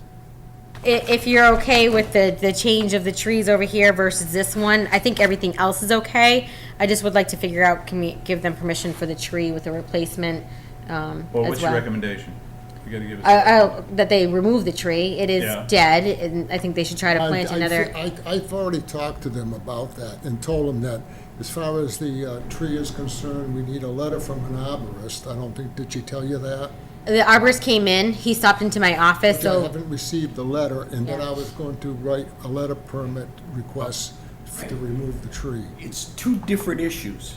it is 2 different issues. I know, just Right. bringing the tree up. But, I mean, I said I'd look at it I'd while like to I go was with issue out number 1. there, I'd like. and I wanted to bring it to your, All in favor of approving this as an as-built plan? I approve, yes. David? No? Absolutely not. It does not meet the plan. Okay. Look, We one got of the 31. things we have to express to the public is if you have a question, we have employees in the office, you pick up the phone and you leave a message and we I will agree. contact I you. agree. Yep. You want simple things like, we put that white pine in front of that building for a purpose. Right, and it was agreed upon. And 2 or 3 years later, she doesn't like the idea of the white pine, then talk to us about it. What was the purpose of the white pine? I don't remember. there But was, there had to have been a reason that we asked for it, Steve. That's odd, requesting a white pine. It doesn't matter if it's odd, it's on the plan, It was what was on the plan. and it has been approved on the plan. I understand. And now we're being asked to give a certificate of compliance that is not in compliance with the plan. I don't understand setting any kind of precedent like that. I think it's bad for this commission. Okay. Well, we've approved it. 3-1. Ho, ho, ho, ho, ho. What? You can't have a vote if you hadn't had a discussion. We did have a discussion. I was in the middle of the discussion. You continued after the vote. Your You can do a new favorite son vote of if you- Railroad Bill? No, we can give Okay. you another vote if you like. Yeah, you raise a good point. We agree with you, your point. It's not- Yeah, But you still voted for it? Yeah, still voted for it. Mr. Chairman. Yeah, go ahead. Okay, the reason I voted for this is because we had a tree over here, now we got 3 trees over here. The end product, the process is screwed up, but the end product is fine. So that's why I voted for it. Now you're saying there was some specific reason for that pine tree there. Okay, but there was a Pachysandra patch that was put in. Okay. But even our agent, upon looking at it, said the Pachysandra patch is not fully grown out. We normally wait for over a year so that we have a full growth for everything that's in the ground matches what's on the plan. The Pachysandra doesn't meet the plan, never mind the white pine not being present, and other things that Becky has mentioned have been changed on that plan. Well, given, to me, I don't understand the white pine, but I trust that you guys have a reason that it's there. And so my argument might be not really a good one if I'm just saying, well, we end up with some trees over here, we don't have that tree there. I don't see an ecological significantly important part of the pine tree being that far away from the lake. But it's a simple matter to say, wait for the Pachysandra to look good. Man, she can come and get some out of my yard and just stick it in there. And plant a white pine and come back to us. Or make the plan meet what's on the ground. And then come and approve, and ask come us back. with a new plan, to approve a new plan. No, make the plan what's on the ground. So the things that you have to plant are on that plan. Becky said there were other things that were different. Yeah, it's just different planting. So instead of by the water, mountain laurel and hibiscus, there was some rose bushes and I forget the other shrubs that were over there, but Well, for I don't think those consistent, things are, for consistency's sake, of the previous project, you said, if you're gonna change the plan, bring us a new plan for Correct. our approval. Correct. And we didn't get that. But the changes were made.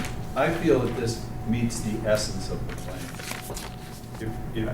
I did too, Yeah, but there's so this. that's why I would vote for it. I think that, I think we can note that some of the shrubs were different than what is proposed, but they're in place. The white pine wasn't there. The sidewalk didn't go in. The minor things can be noted on the certificate of compliance.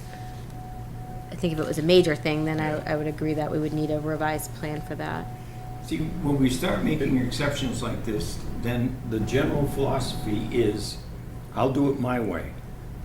And that's something that should not be permitted on a board that insists upon the accuracy of a plan. And what we're seeing right now is the accuracy of the plan be damned. If somebody doesn't like to do something, what they'll do is just carry on, do what they want to do, and then come back and ask for a certificate of compliance, and they'll get the votes. And that's That isn't. That's not yeah, the way we want to I operate. understand your point, I don't disagree with your point, but I feel that this plan, meets the essence of what the plan should be. I don't think that, the Almost fact everyone who that- deviates from the plan that could say, but my plan meets the essence of the plan. It doesn't meet the plan. See, that's one of the things about our regs. But that's When our we vote. fought about our That's regs, why one we of the vote. things we said is, Okay. let's have an as-built. What's the as-built supposed to do? Show you Okay. exactly what's So there. Becky said she is gonna make a note that that white pine was not planted and that the Pachysandra is moving along, but Whatever it's, the other changes are. yeah. I know that isn't the way the process is supposed to work. That's the only part of the argument We- that I have. Yeah. Are we approving the plan, or are we approving what Becky saw and said, this looks good, I'm gonna make a change to show that that white pine was not planted and we're, 5 years from now, none of us are here, the house gets sold, they come before the board, and the board says, let's look at the old plan to see what they had. Oh, there was a white pine here. no, it's gonna say that white pine was never planted and we approved it anyway. Because it meets the essence of, Becky's gonna make a note, there's no white pine. Yeah, I'm back to saying I approve it. Let's vote this and get on. You've already voted. All in fa- Well, let's do it again. All in favor, let's just make sure that they haven't changed. You can't have a revote on the same We just motion. did, we did. Come on, Looked like they were hesitating. I wanted to give you a, I didn't want to run you over. You said I ran you over, and I didn't want to make sure. doesn't work that way. Okay, well. You have me one way or the other. Hey, we got a chairman here, and One way or he's. the other. Okay. God, I'm glad I'm not the All chairman. right, and then we'll have them submit a tree removal permit application for the tree. There's just a letter. Now, Yeah, now no, we're I on to DEP number 300-0939, no, that's, I need you sorry, guys to sign this. 0799, 88 Westwood Drive. Narot, I do believe I remember that one. I will add, there's a couple ongoing conditions, I will add what differs on there.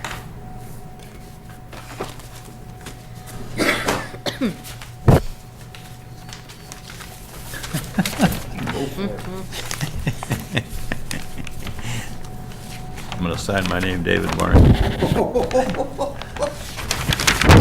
My handwriting's so bad. To see that sucker when it comes back. I bet you do. Here you go. I'll sign David Barnacle too. Before we get into this thing with comments, what I'd like to state on this one is that this plan was done approximately 6 years ago. And in the process of doing it 6 years ago, Maybe speak a little louder or pull the microphone Yeah. closer to yourself. can't hear it? Well, we can't hear that, we can just only hear you. Okay, but yeah. in the process of doing this 6 years ago, the site was inspected recently, within the last week or so. The site is thoroughly conforming as far as any soil erosion controls or anything else on the property. There's nothing there. There's no soil erosion that's there. It's the lot I consider pristine. However, and I put down in submitting this thing on the certificate of compliance that it is substantially in accordance with the intent of the plan. The two things that were done on this that do not reflect the plan itself, one was a garden was supposed to be planted into the front, a rain garden. where was that? Which Rain is garden? right there on the front. That it isn't. Right here? Yeah. Right, that isn't there. There's drip edges along the sides of the house, and that is containing it without a rain garden. The other thing, Sorry, would you say that again? there's drip edges on the sides of the house, Okay. which are containing all the runoff from the house itself. So there was no reason to go into a rain garden for that, okay? So they eliminated the rain garden approximately 6 years ago. Also, the side of the garage, there were supposed to be planted 16 or 17 blueberry yeah. bushes, and they didn't plant those, they basically just loomed and seeded. That's the only two things that derogated from the intent of the plan for the construction of the house and the garage, as far as I'm concerned. Becky? So yeah, that's what I noticed when I went out there on Tuesday. So, right, there was no gutters in the house, but there are drip strips. Very well manicured lawn, didn't note any erosion, noted that the rain garden wasn't there. And obviously the blueberry bushes, and I can show you the pictures I took too. This is a very well manicured lawn here, but it's supposed to be 17 blueberry bushes. And they planted none of them? There's no blueberry not bushes one, there. there's No, not two, and there's on the not plan, three. it shows to mulch the slope, 3-to-1 slope, and it says mulch, but it's lawn. And then I didn't notice this proposed maple here either. So those are the things that I noted. It, like that's- Lenny said, it's well stabilized. There's a very minor note on the plan here that says proposed landscape planted area. I mean, it's hard to see here, but hold on, I can read that here. It's on this one or the other one. Yeah, proposed lakefront plantings, but it's in light print, so I don't know if this is from an different original plan or not, but I didn't see any detail sheet for that area either. So I wasn't sure about that. Right, things I noticed, right, the blueberry bush plantings and So what's your maple, recommendation? that they plant them. So this is the slope that was supposed to have the blueberry bushes, the brooks back here in the woods. So it's lawn, there's a horseshoe kind of pit thing here. I'll walk you through. Up here's where the maple was supposed to be planted. And then that's blurry, but, so you can see all the gravel all along for the drip strips there. This is going down, this is where the rain garden was supposed to be. That all looks fine. There's a dock down there. I'm not sure, it doesn't show in the plan, it was probably there before. That's the front. And then on the side over here, you can kind of see like the edge of lawn, and then you can see the understory back here. It looks like they've been clearing all the understory here. There's a couple of shrubs, kind of maybe ornamental, I wasn't sure that it planted it. There's like stakes there, so I don't know if he's been going in there and clearing. You can see the snow fence down here by the water's edge. So I don't know. I don't know what he's doing over here, but it looks like he's expanding his yard over there. So I was questioning that. Yeah, there's a plant, you know, a shrub planted there, but it looks like they've been clearing out. So, plant the blueberry bushes. So should we approve this as an as-built, or should we have? No. Okay. Would not recommend approving it. Done? I agree, we shouldn't approve it. We're not looking for blueberry bushes to be planted in an existing lawn. Let's be real. The plan specifies where the blueberry bushes should be planted. The plan also specifies what should be under the blueberry bushes. And you plant blueberry bushes where you're also going to have lawn, then you encourage the lawnmower to accidentally hit the blueberry bushes. Whoops! Now we've got 13, 12 next year, and 9 the following year. We set these plans up based upon the circumstances that exist when the people come before us. This is lakefront property. We're trying to protect the bloody lake. And we do things like berry-bearing bushes for the sake of the environment, because we can get organisms to come in and feed off of what has been stripped from around the lakes. And then we get a plan brought before us that doesn't show what's on the ground, and we're asked to approve it. It's that entire thing that I talked about at the last one. Well, Becky recommended not to approve it. But Becky's recommending that they plant 14 blueberry bushes on a lawn. And you, I didn't, that's not what I said. I said they need to meet the plan. Not to approve it. Okay. I'm done. My argument is finished. now but you raise a good issue about the lawn and the maintenance of the blueberries and so on. I mean, And the tree that was supposed to be planted did not get planted. And in the front of the house, there's supposed to be a pond. We agree that something has to change. They have to come back with a plan, or they have to come back with an as-built that matches the plan. Anybody Well, disagree? wait a minute. See, I had a problem with that when you brought it up the first time. I didn't say anything about it. If all they do is come in with a plan that matches what's on the ground, what happens to the plan that we approved? Well, we would not approve the one that came in. if we didn't like it, we won't approve it. We won't approve it. Well, we also are asking that they meet the conditions Meet of the this plan conditions by of this plan. planting those, right? We're asking for them to meet the conditions of this plan. Right. I think that in regards to the rain garden, the drip strip, I don't think there's a concern that if they should have came back and asked to have it switched and showed it on a plan. I think that should be showed on a plan, because I think that's a significant enough change that it should be noted on an If there was not a as-built. drip strip on the plan before. Right, and switching that out, because there'd be confusion with not having. a So rain garden. again, the plan should reflect the drip strip, or there should be a note affixed to the plan, so that in 5 years, if somebody looks at the plan and we're not around to explain it, or we don't remember it, we can say, yes, that drip strip was approved. Yeah. We have to have a plan that reflects what was approved. I think in this situation, an as-built would be required, but I think that we want them to plant the blueberries and then come back with the as-built once they've met those type of conditions. Because switching the of as-built will drip be strip. rejected, Yeah, because the as-built does not meet the plan. right, so make sure it's clear that we don't want them to just come back with an as-built without having done that work for their finance. Yeah, I agree, but let's not belabor the situation. Let's try to rectify it as quickly as possible for everything, for you and everyone else. Right.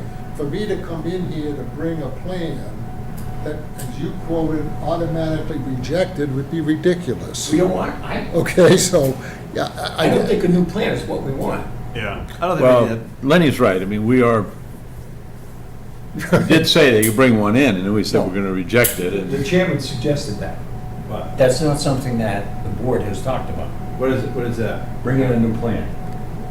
If he's gonna if he's gonna go with the drip strips and he's not gonna have, the pool, then he's gotta reflect it on a plan. Well, we have done this in the past, where we've said, the pool is out, the drip strip is approved, and we sign the document. Right. Right on that plan. So it becomes simpler. Because as Lenny's saying, it's gonna cost them Yeah. X number of dollars to develop. a I'd new say plan. realistically, it's around $2,000. plant the damn tree. Plant the trees. The blueberry bushes. I just like to take a. Make it meet the plan. There you go. We're here there's a request before us for a certificate of compliance. Are we giving a certificate of compliance or not? No. All in favor of giving them a certificate of compliance, please raise your hand. All opposed, please raise your hand. Okay. I think that's it. We're not gonna approve that plan as it reflects the site. Fine, so what do you expect in return so we might get approval? Like the blueberry bushes plant, put it in, and then the drip strip, is that what you're saying? What we're saying is that it has to be either that plan, or you have to bring us something that we approve to make the changes. There were two items that Becky recognized as being significant to not meeting the plan. The two items were that the blueberry bushes were not present, and therefore the mulch that was supposed to be under them was not present. And the second thing was, you said a tree, The maple in the front. maple in the front was never put in. That would have been 5 years worth of growth of a maple. We would have had some significant tree by now. How far away is that maple from the lake? Well, we have, Oh, there we go. EDW on the side here too. Sorry, I'm- So we are, where's the buffer zone there? Be basically 100 and, I mean, I think we could, if they didn't want it there, we could put it closer to the lake would be great. I don't think it needs to be by the road. It's far away from over here. We have the stream that comes across. Okay, this is now, the maple tree would be roughly 150 feet from the lake. but we could also have a conversation about where the new lawns has been expanded down by the lake, which Right. wasn't there before. Right, well, it's not lawn yet, but they've been clearing They've been all the clearing. understory, so there's a, question. I don't want to get into that. I think we've given you as much guidance as we can. But it doesn't mean, you're bringing us a plan that doesn't meet certificate of compliance.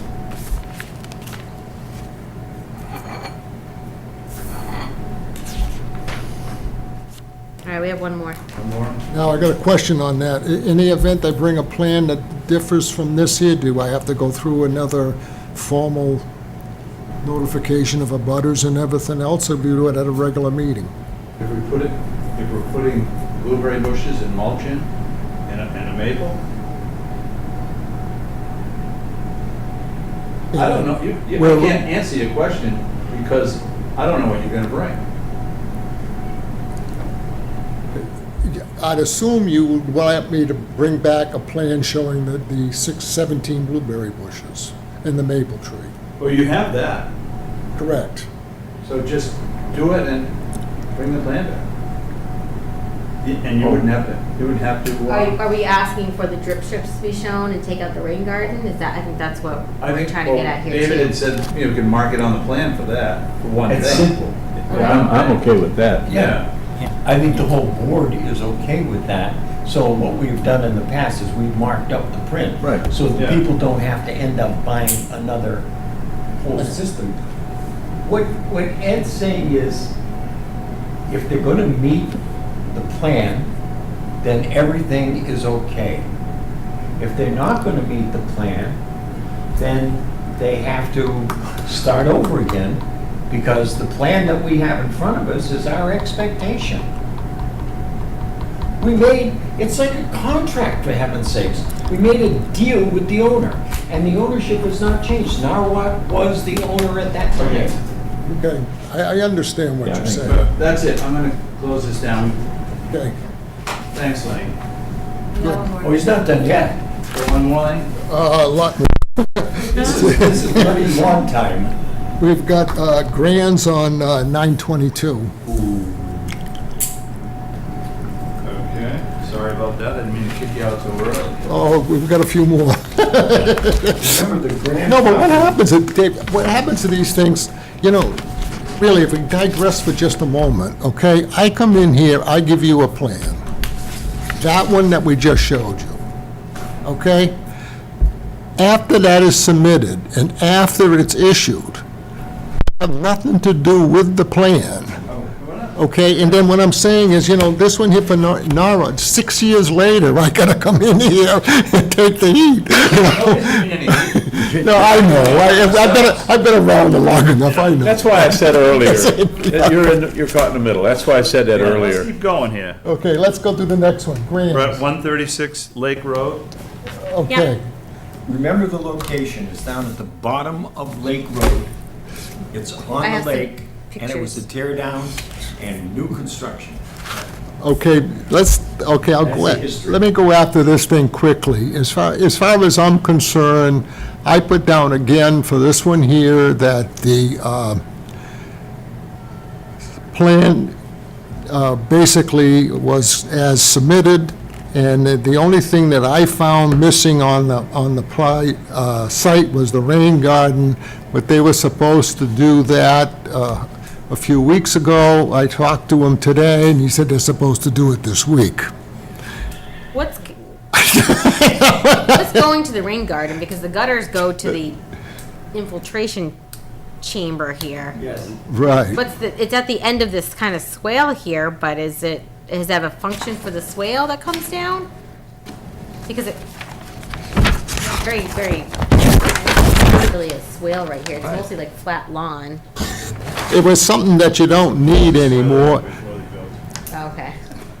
That rain garden is something you don't need because of the fact you put in the Caltech chambers and everything in the site. It's already been taken up. So was it originally just the rain garden and we asked for something different? I mean, I wasn't here then. No, that was basically, it was going to be for, again, the house without the drip strip and the Caltech, and we went in with the Caltex on that. And then, so the rain, Caltech taking the water from both, both houses, yes. they're taking from both? Yep, yep.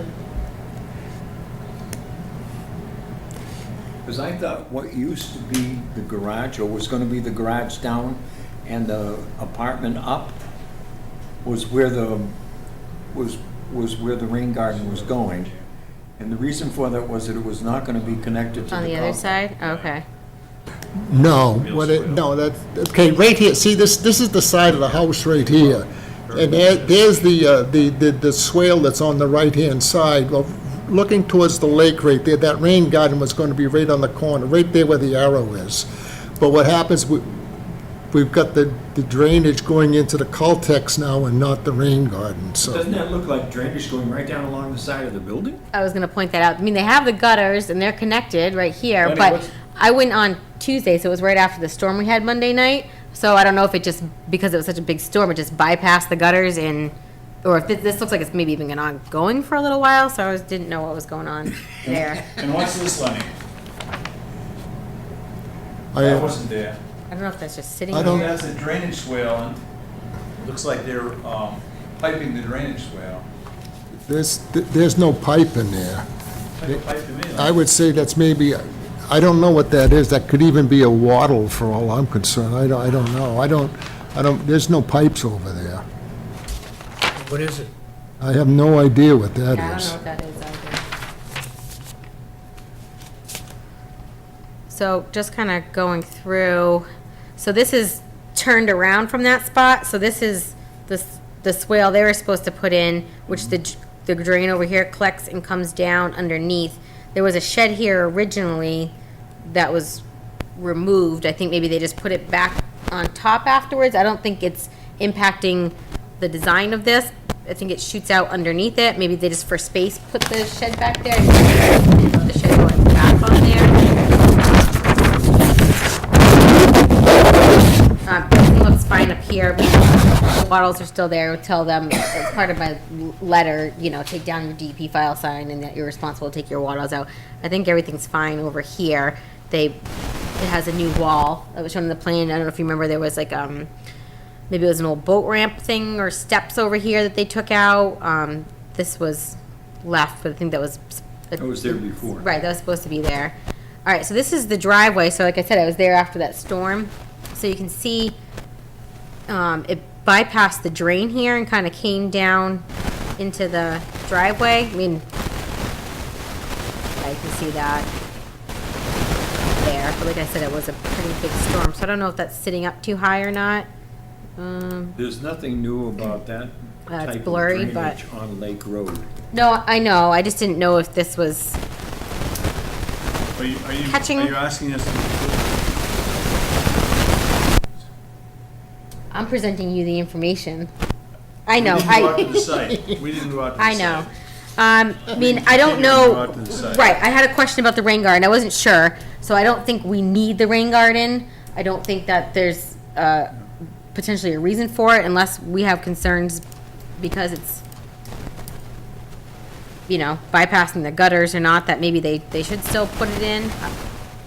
I don't have a concern about that not potentially being there. I don't think having that shed back in the same spot, maybe it was originally planned to replace there, is a big concern. I think all else is okay. I don't know how you feel about that drain, if it's not performing correctly. Is it supposed to be lower? Is there supposed to be something that's directing the water towards it better? Because it looks like it's bypassing it mostly. So I don't know if there's something we can do there as an improvement or not. Is that a new drain? Is it? It's a new drain for this project, right? Brand new drain. Yeah, it's supposed to be collecting. But what do you think? Do you think it's just bypassing that big storm? What it is the drain is collecting quite a bit of the water, but there's no curbing on the road. Yeah. There's no control for drainage. So some of the stuff on the road is missing the catch basin going down the driveway. And I mean, without going in any type of containment structure along the road, you're going to have a runoff outside of the catch basin itself. I mean, it's just the way it is. We see that all the time. You will remember how I started this entire subject off. Remember where this house is located. It's at the bottom of Lake Road, Right. on the lake side. What do you want to do, gentlemen? Well, my only concern is whether or not there's something going on the side of the Let's house. take a look at it next site. I think we need to look at it. Yeah, let's do that. Okay? All right, honey, we'll take a look at it. Okay. And if it's a pipe, Ed's gonna take a magic marker and gonna write right on it, P-I-P-E. That'll be embarrassing for me. That's how convinced I am that it's not a pipe. To be honest with you, I was there and I do not recall seeing a pipe, but I don't know. It looks like a log or a banister from a fence. Right. Nice green one. We have to be careful too, because isn't the line between the two properties really close to that, Lenny? They're the same. Yeah. All right, next, what's next? Thanks, Lenny. Thank you. Okay, I think you've got one more to go, which for Radness, is that after that next? We already signed the orders of conditions for Good. him. Okay, we're all done with that one, right? Yep, and then we did Radner's certificate of compliance at our last meeting. Yeah, So that's been sent to him. So that was for the retaining wall project. Right, we signed the orders of conditions. I'll be issuing those tomorrow for him. okay, so other words, we're going under correct Grand, what we're gonna do there is going under review for site walk, right? Yes. That's 136 Lake is Grant, yep. And that would be, what, July 17th, Yes. Pop? I'll let you know. I believe that's a Tuesday before our meeting, yeah. Also, Lenny, remember that the office hours for municipal offices are changing in September. So No. our meetings are not gonna be on Thursday nights all the time. Right, so office hours are actually changing July 1st. So we'll be doing Monday, Wednesday, Thursday, 8 to 4. Tuesday will be 8 to 7. Fridays will be 8 to 12. We're keeping we're changing our Conservation Commission meetings to Tuesday nights in September. We're keeping our already scheduled July and August dates. You're gonna be the same night as planning board? We'll be doing the opposite. They do the second and the fourth Tuesdays. We'll be doing the first and Okay, thirds. Yep. okay. All of our meetings are gonna be on Tuesday nights? Gonna have to change the investment club to meet on something other than a Thursday. Okay. Like we said, the, Your life is more Recognize- important than mine. I have nothing to do. Right. We do recognize that you're caught in the middle. in August, we'll all of our frequent flyer representatives will send out an email, kind of letting people know and stuff too. So. Okay. Very good. All right, Becky, Right. what next? Let's Wasn't that move bad? along. I'm not We that have bruised. No, you shouldn't be bruised at all. letter permits. You're gonna go back and you're gonna say, I told you so. All right, I want to, See you all. concentration, guys, I want to get out of here. Good seeing you. What's next? Please see the attachment. So letter permits, we have. One, view, rotate. Oh, wrong way.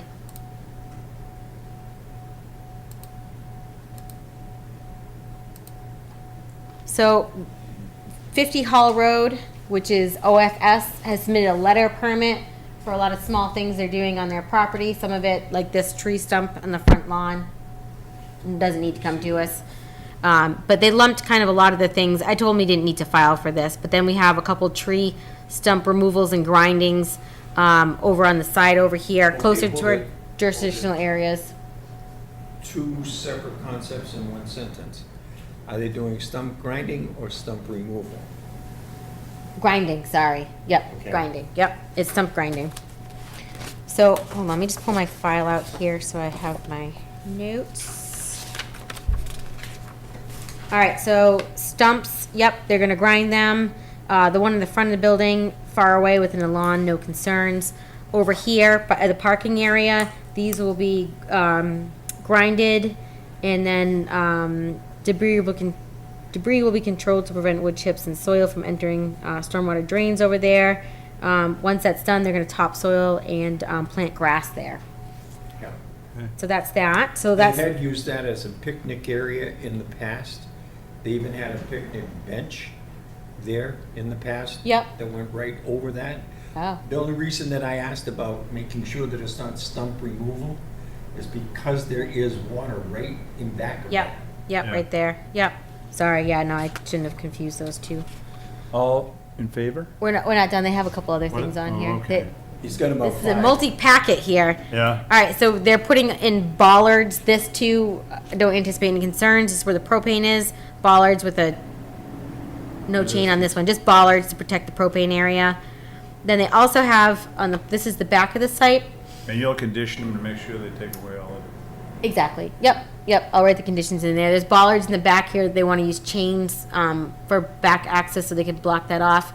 We do have a drainage swale, a stone swale through here. The bollards will be right on top of the curb on that side. I don't anticipate any concerns with that to have them remove that out. All right. The only other thing, and this is what I told them that wanted the wetland letter permit application, is for, this is 46 Hall Road where the Chamber of Commerce is. This has been an ongoing issue of water puddling here. They'd like to see, you can already see it kind of dips here. They'd like to kind of regrade this out, either put crushed stone on it or replant it with grass, so that way this will drain, and they don't have any issues there. Could we make a suggestion that they not do grass? That they do the crushed stone? Yeah, no, that's fine. I think they're open to suggestion. They don't have a That preference. depression has filled now for a large number of years, Becky. And remember that is a wetland that we're looking at straight ahead. Yeah. Because Yeah, and that's back in where there. that bridge is. And the bridge goes right through the wetland. Probably the largest winterberry bushes in the town of Sturbridge, right there. Right. Yeah, it's not shown Try to on note here. the width and depth of So, the excavation. okay, so maybe have it set off of the shrubs back here a certain distance, do you Right. think? Maybe like a foot or so? Do you have a preference? No? It gets some partial shape, so having grass grow there, the second reason for saying it should be gravelled is because having grass grow there is always tough. And also, trucks going into it and making deliveries like books and pamphlets and stuff, run right up on it. All right? All right. What do you think, like 6 inches for depth Yeah. at most? And not large Foot stones. offset, 10 inches wide by 6 inches deep. 10 inches wide? Yeah. We- One of the mini excavator. From the edge of the thing to the wetland? Well, I It's think, gonna drain the whole, you're not gonna dig, No, they're not no, gonna dig up the parking lot, are they? The No. macadam. no, I mean, I don't think it has, I don't From think the they have a proposal for like a, Leave the width and length up to them, for heaven's sakes. What? Leave the width and length up to them. Well, you were worried about a pine tree on the last one. We gotta, I mean, we gotta give them specific. How wide do you want it? Let them decide what they A need. mini excavator is just, I'm not designing it for them. all right. well, But you just don't want to fill the wetland. Right. Right. right. I think the offset off the shrubs is important in the depth there, but. And at the All right. same time, it takes away a Vote on safety it? hazard, because in All the in winter, favor? that freezes. I'm in favor. Next. Moving right Next. Oh, along. my God. All right, we have 173.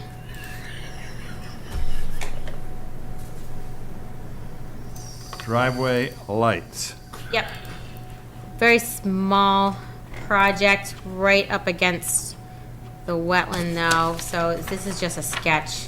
I mean, let's zoom out. So there's a house up here, driveway comes down. I mean, I have some photos I can show you too. There's a small bridge that goes over the wetland here. Excuse me. There's lights on the bridge and at the end. They have to replace the wire, it's not working. So they're gonna dig a small trench to dig this up. It's not very big.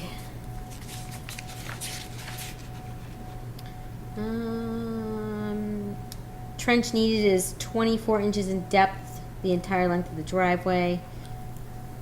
I'm assuming they're gonna be doing this by machinery. We can kind of, I think we just condition it. If it's done by machinery, it's probably gonna be done one day, backfill the trench. If not, then maybe some type of erosion controls might be necessary in this area and over here, but it's pretty minor. Of the site.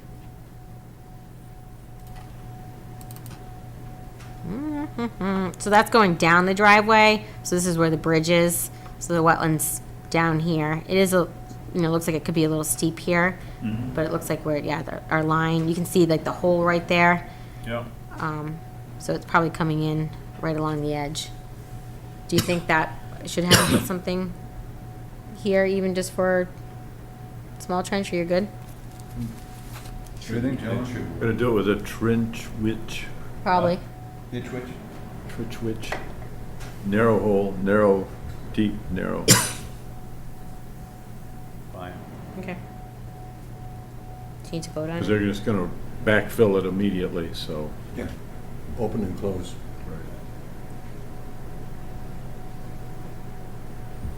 Do you need Okay. to like All officially in favor, vote? gentlemen? Still here? All in- Still all in here? favor of all of it. That was cute, Becky. Next is 133 Walker Pond. This is, we went out there on a site visit. This is the trees. I did go back and look at some older aerial photography, and it was open over there. Oh, so yeah. yeah. I mean, you can tell it was because of stuff growing up, but I wasn't gonna visit it. I have too much poison ivy from Not going in there. So I think she's kind of clear on where Yeah. the limit would be, but that would just write it in the letter. Condition, no trees past the last stretch of fence. Right. And then there was a few larger ones on the perimeter on the side. So I think as long as we're clear about what it is, Yeah. any trees past that last segment are not approved, that are closer to the brook. And then I also thought of adding a condition that any further work in that area, depending on, returning it to lawn, or you just brush hogging, or, the approval is just for the removal of the trees and the vegetation. Anything else would need to I come don't think back. it was 20 trees by the time they were finished. I don't think so by the time it was finished either. That's what's on the meeting agenda is what was asked on the.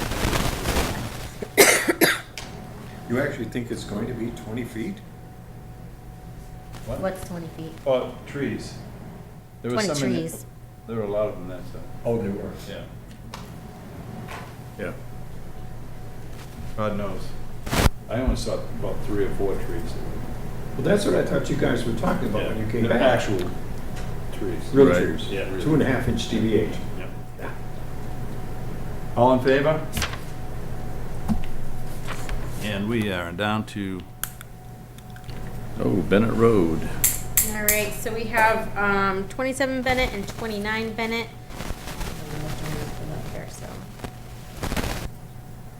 Oh, yeah.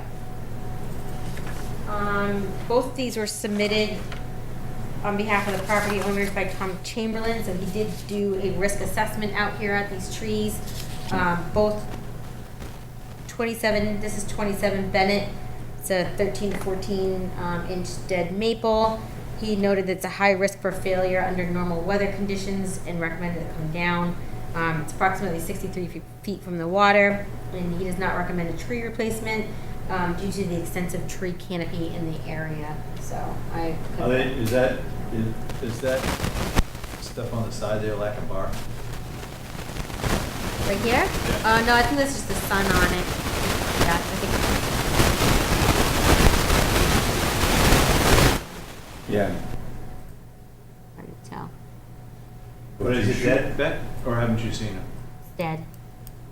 Yeah, that's just sunshine. Yeah, okay. Yeah, see? Oh, There's no growth. Yeah.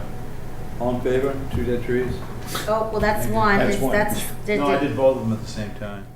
Go ahead, you There show are them the two. other one now. We trust that you recognize a dead tree. So this is 29, it's a 15-inch dead Oh, man. hemlock. It's already fallen down. Yeah, it's down already. Done. I move we adjourn. All right? We are getting silly. Dead, same thing. This one is 53 feet from the water, no replacement due to extensive canopy. Is that with a big canopy too? All around it? Yeah. Yeah. That's why it's dead. All good? Did you vote? We voted, yeah. We voted. Give her a couple more lifts, guys. Just Trees. because she's over there going like this, like, Yeah. vote, guys. No We problem. have 2 forest cutting plans. Oh, yeah.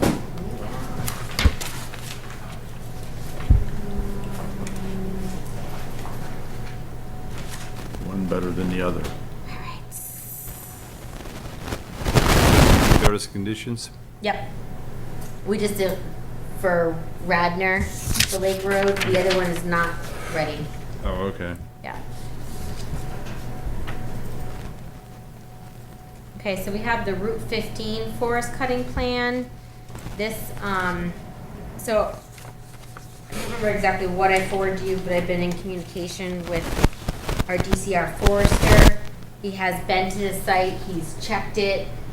They did a sample area where they marked everything. He was happy with the sample markings on this. My only kind of question to him was, I noticed that it was like a Realty LLC that owned this, and I kind of questioned to him, is this really a long-term management plan? There's nothing, the front portion of the lot, which might actually be separate, is being like redeveloped, but he's not aware of any plans to develop this portion. So I didn't have any concerns here. It says the front of the lot is out of the forest cutting plan. It appears the front section is currently being How developed. many acres is there? You're talking the Silver Tree, right? Yeah. One. The section that he showed, 33 acres. It didn't seem like a heavy cut. No. Let me come on, go through here. Yeah, it said good skid road markings and resource area delineation. 8 acres was marked as an example for the logger. It says Zeb Glidden is set to do the harvest here. He's confident in his ability to replicate the marking throughout, while keeping in mind. So they're Wetlands, they marked 8 filters, and et they're cetera. gonna do 33 to the same. Yes, yep, they're gonna mark it though, but yep, that was a sample. So he's been out there, he's been working with them. I did contact them in addition, because we did receive the approved plan from DCR. I did contact them because I noted on the plan, it said they're gonna start in June. I let them know about the forest harvesting bylaw and to go to Board of Selectmen, and that we'll probably wanna do a site visit just to take a look at it, but that. Any wetlands on site? Yes. Yes, yep, yep. It's So. Route 15. So I marked the stream that comes through. There's wetlands there, we have wetlands here, and then the back portion up here. So I think that, you know, yeah, I talked to the plant preparer and the harvester. We couldn't, you know, they don't have any issues with us maybe doing a site visit, take a look at it before we give the Board of Selectmen our approval. Okay. I Is he feel okay taking- with this one. Becky, is he taking 50% out of the BBW? I didn't see that in the plan. There's no harvesting in the wetlands on this one. Okay. Yep, and so he's maintaining 50%, within the filter strip there, so. So you're taking 50% basal cut? Yes, in the filter strip Okay. of the stream, which is here. Yep. Yeah. What stream is that? I don't think it's. I don't think it has any name. It goes all the way from Kelly Road down. Oh, yeah, I'm trying to get my bearings there. Sorry, I mean, do you want me to pull it up on an aerial? Do you need to, want to see it more, or? We're gonna take a site visit, right? Yeah, we can, yep. So why don't we plan and look at Do we want to do it on, it? The 17th or whatever? well, we might need to do it sooner if they're going to Board of Selectmen. I don't know what they wanted to start in June, but I think they have to go through this process, so we might need to go out besides on one of our regular site visit days. We can all go, or a few of us can go. Steve and I can go, if you guys are okay with that too.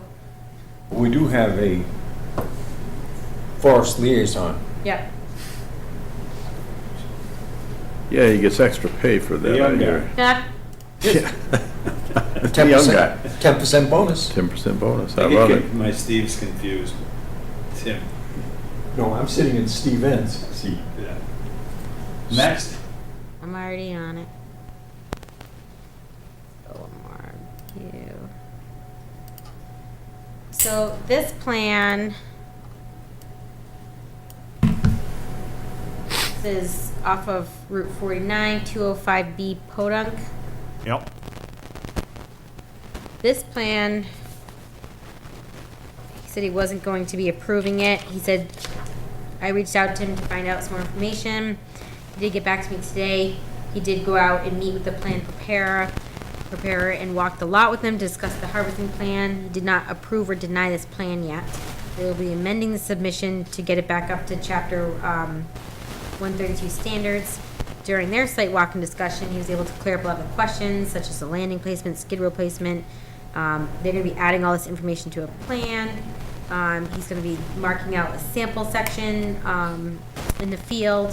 So just DCR forester can go back out there and make sure he's clearly labeling things correctly. He's asked them also to delineate all resource area boundaries, so there's no question to where the wetlands are.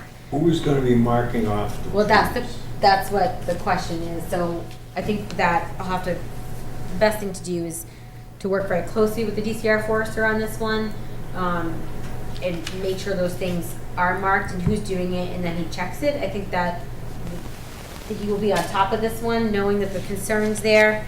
And I So, don't believe that it should be permitted that the forester mark a section for the DCR forester to inspect. I believe it should be the total mark throughout the entire site, yeah, so the DCR guy can see what's being cut. yeah. This one had a large area of, wetland cut, which I kind of questioned. How many acres is the entire site? 70 acres. Yeah. So harvesting in wetlands, was a total of 16 acres, 2 wetlands, 8 acres. Which they're allowed to do, provided they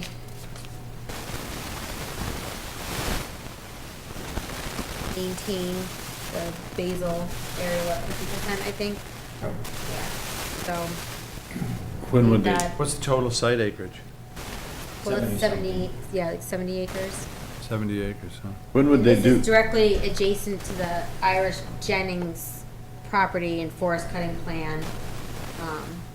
That is also, it's in Sturbridge and mostly in Charlton, from my understanding, right? And that's the same plan that Advantage Tree got fined $23,000 on, and was held up for 5.5 months. By UPR. Yep. By the So, way. so this one also, I mean, I think that we should go out there at some point, maybe when this next plan comes in. Wait, what is, oh, it's this piece right here.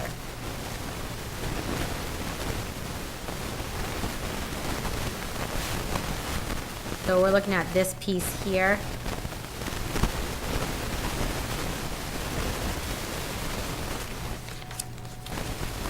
At this point, we don't have a clue as to how many trees they want to cut down. Yeah, I mean, they do have their cut information in here. Some other things that I brought up, I think that I had in my notes there was, you know, the crossings in the wetlands, the mitigation that he's proposing, the crossing, the stream crossing, said corduroy. DCR Forester said it should be a bridge, so I think that we'll just, see when the next one comes in and try to coordinate a site visit, maybe with the DCR Forester, I think would be best. They'll also have to go through Board of Selectmen Is it approval. possible that with the next plan, we could see where the skid rows are? They're gonna be on there, they're supposed to be on there. Because they're not on this Oh, I know, plan. and I pointed that out, yep, that there was nothing on here. And that was what the forester, you know, pretty much said too, yeah. there's Skid rows. A lot of issues here. Take them up by helicopter. They need skid roads. So I don't think we need to take any action on that. We provided our comments to DCR, it's not moving forward at the time.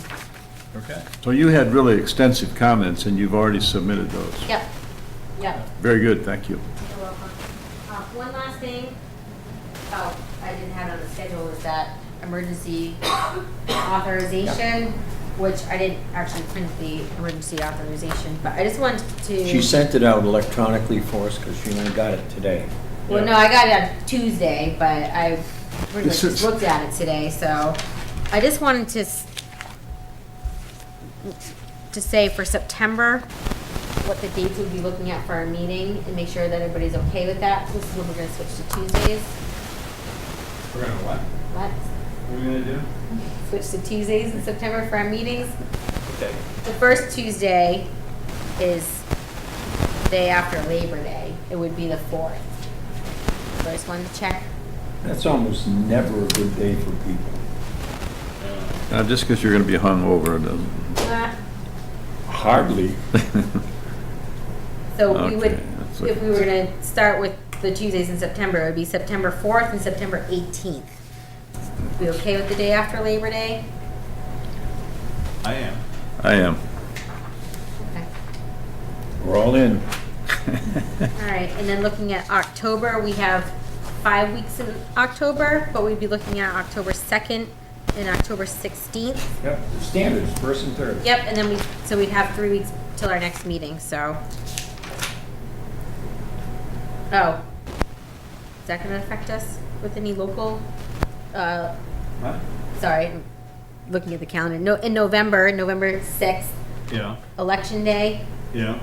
Do we need to avoid that for any reason? Do we have any local things going on that Senate? Not after 7 o'clock at night, No. Oh, okay, so I'm just asking you. because they close. So 6 and 20? 6 and 20. And then. Oh, you were talking about the celebrations. I know what you were thinking. And then in December, do you want to just do one meeting? No, Yeah. not normally, We did last year. because we didn't have that much business. Normally, we have 2 meetings in December. That's fine with me. I'm going by last year, I think we just did one. I don't want us to get in a position where we have to have some of the midnight meetings, because bad decisions and No, that's fine by me because it would be December 4th and December 18th, so it sake of doesn't. the public, Becky, we're trying to do meetings the first and third Tuesdays every Yep. month.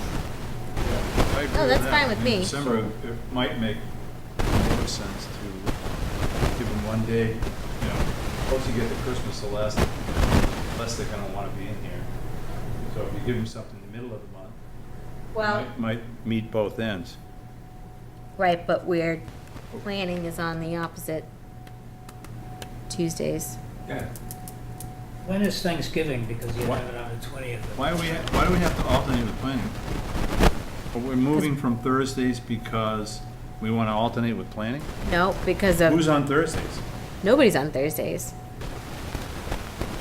Ed, Board of Selectmen voted to change the office hours within the town. Right. The office hours include Tuesday nights for all offices. Right. So what she did was get the planning board to agree with us to meet on alternate Tuesday nights. Right, so one meeting on a Thursday night in the middle of December wouldn't be a bad thing. That's fine by me, Yeah. but if that's what you If we want to get do, to I'm that just point, saying we Hold it can't. off, put it in for the, All right, let's not talk about December. yeah. Because then she would have to come in 3 nights. Becky would. But she wouldn't have to come in the 18th before Christmas. All right, we'll talk about it later. When is Thanksgiving in November? We're skipping it this We're skipping it this year? year. We have nothing to be thankful for. Come on, it's too far. Probably on the 20th. 22nd. 22nd. That's, that's close though to Thanksgiving, so Yeah. that might be okay. Gets closer, we decide that it is, we can change it. All right, well, we'll just post our dates through October Right. on there for people Yeah. so they can think about their scheduling. We can revisit November come September.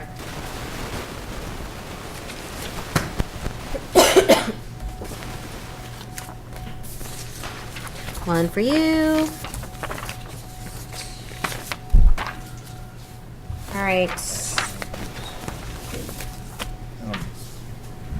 And one for you. And one for me. And it's also, you've got it online. Yeah, just today, but So the chart that I was referring to earlier when we came in, what, you want me to give them a little Yeah, let her give us a background summary. first? Yeah. All right, so this is an emergency authorization request that we have, and I didn't print one to sign, so I didn't think about it earlier. So a truck turned over the end of December off of the turnpike. I have it up on the screen here. This is the off ramp here. Turned over somewhere in this area, I think, approximately, and I can show you. They have it marked on their maps. I didn't print all the maps for you. There was approximately 50 gallons estimated of diesel spill. So they've gone out there, they've looked at it, they've identified what needs to come out, they think, based off of their exploratory work. They're asking us for an emergency authorization to come in. They want to come in up here, there's like a ravine kind of here, which probably feeds right down to our stream.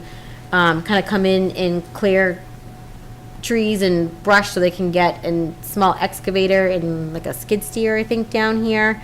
That way they can dig out, I think it's about 6 inches of the topsoil, load it up, take it out. It's gonna be treated, whatever process, brought to somewhere, I forget where they said, yeah, whatever they do. Yeah.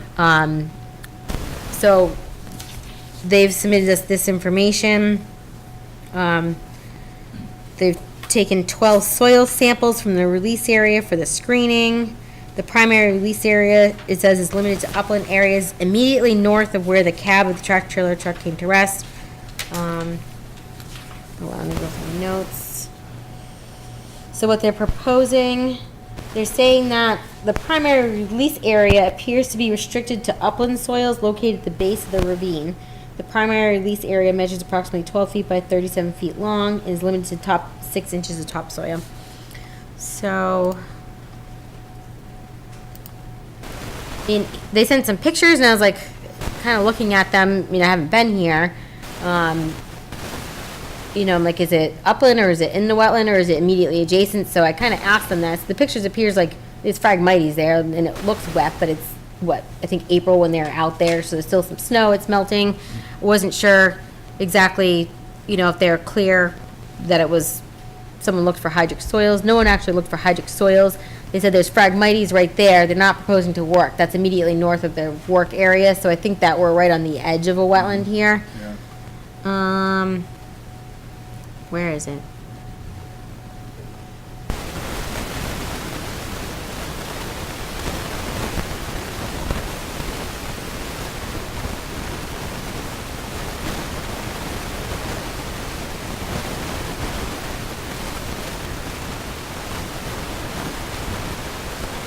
So, right, so this is where our spill is. This is the area, the pinkish red, it says, is the approximate location of the trailer truck.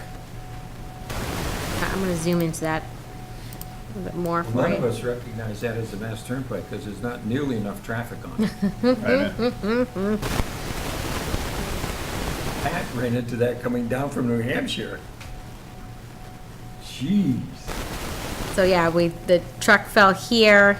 This is the upland area they're saying, and here's where the stream is. So I think what they're saying is that this area in the black is the area that they're excavating. But if you look at the description that they give, the area from the top where the word stream is. Yep. Going not straight across, but heading down where the arrow says downslope. Yep. According to the write-up in here, it is very, very steep. And that was one of the reasons why they covered it with plastic, because they didn't want to see any of the materials migrate down as a result of rain or snow. Mm-hmm. And they've had these sorbent booms in too. They put those in the stream right away, from my understanding. So, right, I just don't, this is where they're excavating this. But I'm trying to make the point that you made at the very beginning. We're not sure about a wetland, but Yeah. if they put a boom in, they saw a wetland. You're not you going mean to put here? a boom in without a wetland. Absolutely. You're absolutely correct. So, See how you steep see that those is? okay? Right, it's really steep. It levels out here. You can see in the front, it's hard to see in these photos, but there's some Phragmites here. As you come here, look how wet this is. And it kind of, this is that ravine here and goes down. So this is what they're saying is the approximate area of upland impacted soil excavation. Where does that little stream go? I think it's down here. What does That's facing north. Yeah. So our stream's Isn't down it on the here. off-ramp? Yeah, it's on the off-ramp, so almost all of the stuff that's on the off-ramp goes towards Hobbs Brook. It ends up heading towards the Hobbs Brook estuary, which then Is that goes right? into the Moosip and... Well, Well, this feeds this way to Walker Pond. This which is, then goes to Hobbs Brook. okay, well, all right, So sorry. it's I'm right just- on the right as you're coming down coming It's like- west. Yep, it's like right here. It's in between. How the hell did it get in there? Came right off here, I guess, and went Yeah. right down. So,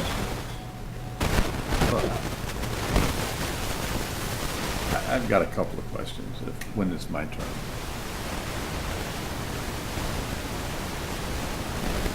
So what are we deciding here? well, they're asking us to go in and excavate this soil under an emergency authorization because DEP wants them to do it ASAP. So what do we want to issue? What are our conditions potentially? I think we don't know where our extent of our wetland is here. I mean, they need to go in and remove this, Yeah. but what are the conditions we Well, need? I think we have to say yes. The question is, what conditions do we put with it? Right, and do they file an after-the-fact notice of intent, and then have a wetland scientist go out and any, Oh, Steve had some questions, so why don't Steve? we have the board ask questions, and then we can determine what Becky has to do with them. Yeah. Well, one is 50 gallons is a huge spill. Is it? Yeah. That's big. do you think And it's that's, decent. I never had, in the 5 years of remediating spills, I never had one that big. And the ones that I had, I think the biggest was 10 gallons, and it made one heck of a mess. I want to know where the 50 gallons went. That they're not in the 6 inches of soil for whatever size area. What size Right, did- area they saying that is? were they able to get a lot of it right when it happened? We don't know those things, we don't, You think they already got in there? well, I don't know. I mean, they've been going out there for a little while, they've been aware of it. I'm not sure if, when they put You those want to sort of. contact the Mass Pike and have them take us out there? I mean, we gotta look at it. We're Yeah. talking Okay, about- here's the thing. Let me finish my comments, and I don't have a problem with going out there. If they've been going out and doing remediation, because how can we call this an emergency when it happened in freaking December of last year, for one thing? I mean, the speed with which I we know. are responding is just affecting my heart. Wow, 5 months. Seriously. Okay, so 50 gallons is a lot of diesel. That's gonna flow a long way soaking in the ground, especially in the end of December. The ground is probably frozen. Here we go. We got somewhere that 50 gallons went, and hopefully somebody got out there with some kind of vac, which they have, but they need to get a truck down in there, a vac truck. Somebody seems to have gotten rid of the 50 gallons. I looked at the data, thanks for sending that around. I looked at the data, they're picking up some really high PID 100, that's really high, so that's extremely saturated. And I think that they went down 6 inches and they didn't see anything more than that. I think after 6 inches that it was cleared. Well, I think it was like you said, the ground was probably frozen. Yeah. So I never saw anything about where they actually went in and cleaned it up I didn't either. at the time of the spill, which they had to have. I mean, the law says they have to be in there. Now that's- they've got some contaminated soil they eventually like to get out. And we should say, you test, they did 12, test in the wetland, see what those soils are like. They're not standing water right now. Pull out whatever soil is contaminated, period. And they have to get down to, I want to say 0.1 parts per million pph. Now they're doing volatile and extractable hydrocarbons, so that's more in keeping with the changes. They know the regs. You pull out soil until you test, you do a PID, but then you test it at a lab and clear it, that you no longer have concentrations greater than what the limits are for the soil. Now, DEP, would they be making these requirements? for Those their- are already written, those Okay, are, that's those what- are, yeah, those exist. yeah, Those are DEP requirements for how clean is clean. And you don't get it down to pristine, you get it down to some level that's been determined to be safe for the environment. So those are already set, and we should just say, you go in until you've met the DEP requirements, and if you have to dig in the wetland, great, because you're gonna protect frogs that are gonna be in there and turtles and whatnot. So I think that's the recommendation, that they should follow the Massachusetts response plan. But I'm And really then- curious about a 50-gallon spill, where that stuff went. We never saw a sheen on Walker Pond or Hobbs Brook. I'm assuming if somebody saw a sheen, then they'd have screamed, where though? It was frozen. Looked like some type of an oil slick on some of those Blue Wave. No, I mean, those are my thoughts and comments. Well, I think that makes sense. I don't know what we're going to be able to do as far as measurements, knowledge. We're not. I think that So tell them to do it, follow, give them approval to do it, and follow Okay. the, and then do we DEP. want some type of after-the-fact That's- reporting or Ask them to filing or? CC us when they do the final report. They have to have a before and an after report. I used to write those things Okay, where we said, here's where the spill was, here's the concentrations, we removed it until we saw this concentration which meets the requirements, and end of story. We send that to DEP and they approve it. Where's DEP and EPA on this? 50 gallons is a big drop. Well, 10 is the reportable quantity in Massachusetts. 50 is a lot. I've never seen a 50-gallon But they spill. don't Well- mention, Right. I just don't know why it's taking that long. They are working with DEP. DEP is requiring them to clean it up. Okay. And that's why when he contacted, it's, They're just But it saying, doesn't seem like they're it's- just letting us know. We it's should just occurred. say, this is a courtesy thing to us. Yeah, Follow DEP give us that final report. and and CC us on that final report. okay. All in and favor? make the report clear. Take a look at page 2. Everybody, come on, take a look at page 2. This is the report that was given to us. Page 2, right? No, you just went back. What? Page 2. Oh, okay, here we go. On That page page. 2, you have this great sampling ID with sampling depths. Take a look at the middle row, which says sampling depth in inches.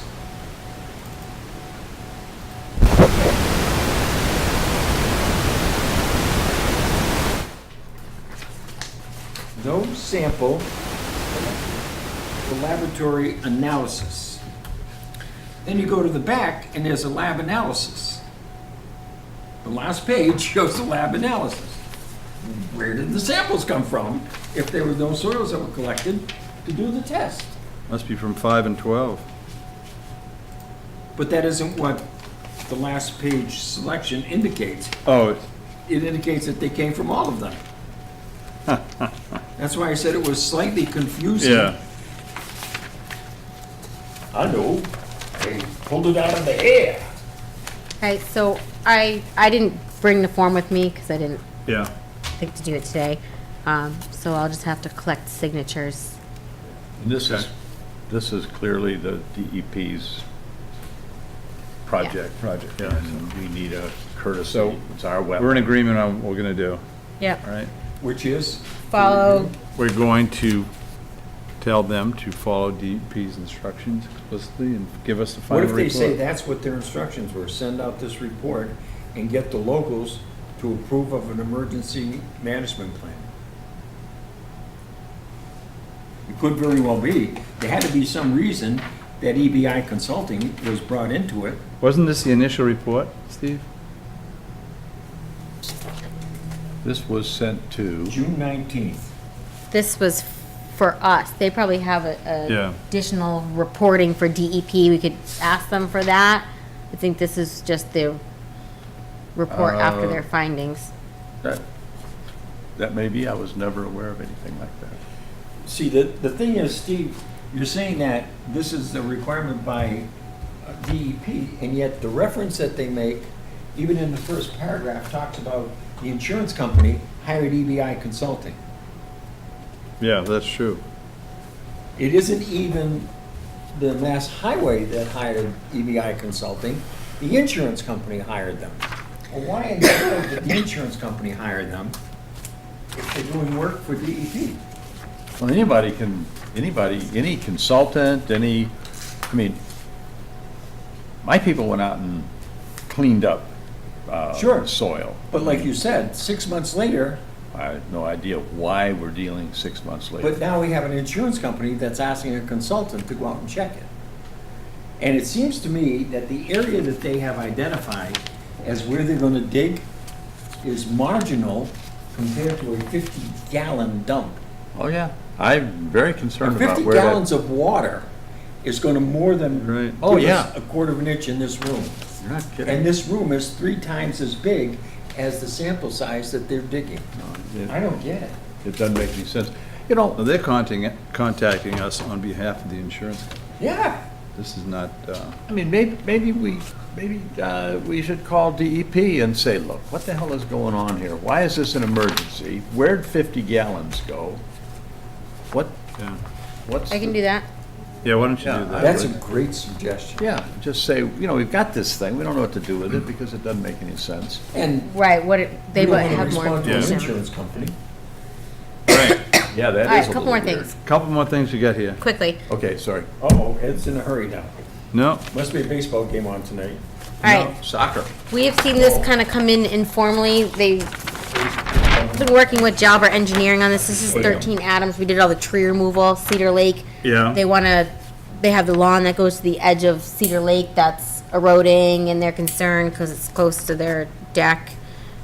They wanted to put a riprap wall on the whole thing, and they came in with Lenny, and we kind of talked about it, separate from us, that would probably require Chapter 91, which would be a process they'd have to go through Right. if they want to do that. We could look and find something that's more of like a natural approach to stabilize, because it's lawn to the water. Plantings, Lenny came up with a plan. He came in, thought it looked good. It's doing like a straw wattle, but it's mulching it and doing plantings behind it to kind of stabilize. A little bit of rock in front. I talked to him about maybe putting some, not just all little riprap in front of it, but maybe some different size rocks or whatever throughout. And that this would be something that I could see that would be permittable under Wetlands Protection Act. Well, what the applicant really wants is a wall like this, more of a, I mean, I don't remember exactly, but the bank there isn't very big at all from my memory, and to put some kind of plantings within the wall, but they still want a wall. I still think that's gonna require Chapter 91. That's Right. separate from us.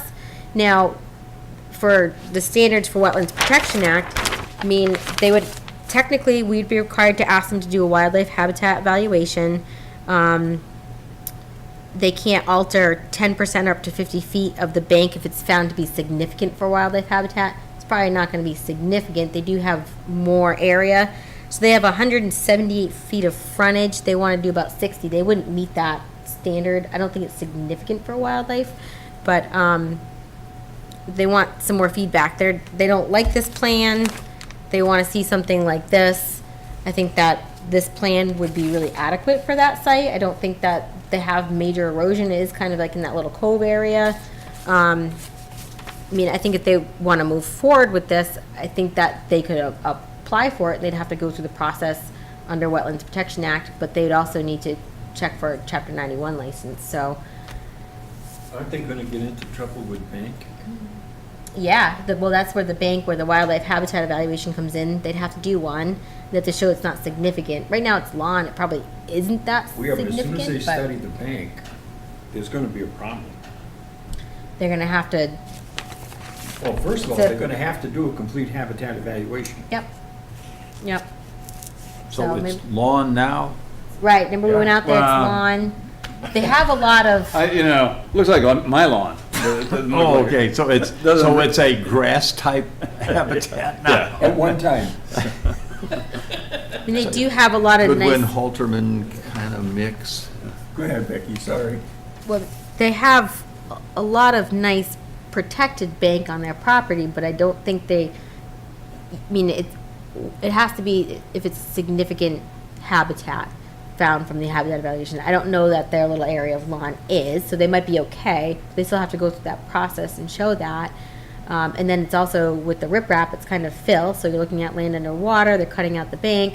I think that they're concerned with the plan that Lenny came up with, which I think would be great, that they're gonna lose their front yard because they're gonna have plantings there, so. I mean, they're asking for, a little more feedback, because they Well, they're found not this. if they put in a wall at the very minimal, which I don't know if they'll be able to get through to that, but it is going to come out of their Right. banking. Right, they It's can't not go coming into the out water. of the lake. Yeah, yep, Right. no, I agree, so it's gonna have to go back. Yeah. And then they'll have to figure out on their own, which I already said, that there's an Yeah. RDA they can do for Chapter 91 with DEP. Yeah.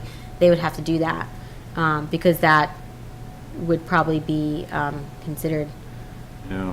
With the amount of work that might have to be done, isn't this fodder for an NOI? Oh, well, it will be, no matter what. But you were saying RDA. No, with DEP for the Chapter 91. Oh. They have a process where you can apply like for an RDA and ask them Right. if it meets the criteria for Chapter 91 licensing, which I think it would. Well, that's what they should do next. How steep is their existing bank? Not very steep. I don't have a photo. I mean, I have one photo in this file from when we went out there for the trees, but you You know what I'm In saying? some spots. What? can't even see down here, but, It's not, no. Right.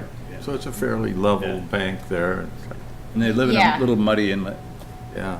I mean, the stone looks pretty good. I mean, we kind of like that if there's What, not this an one? actual wall.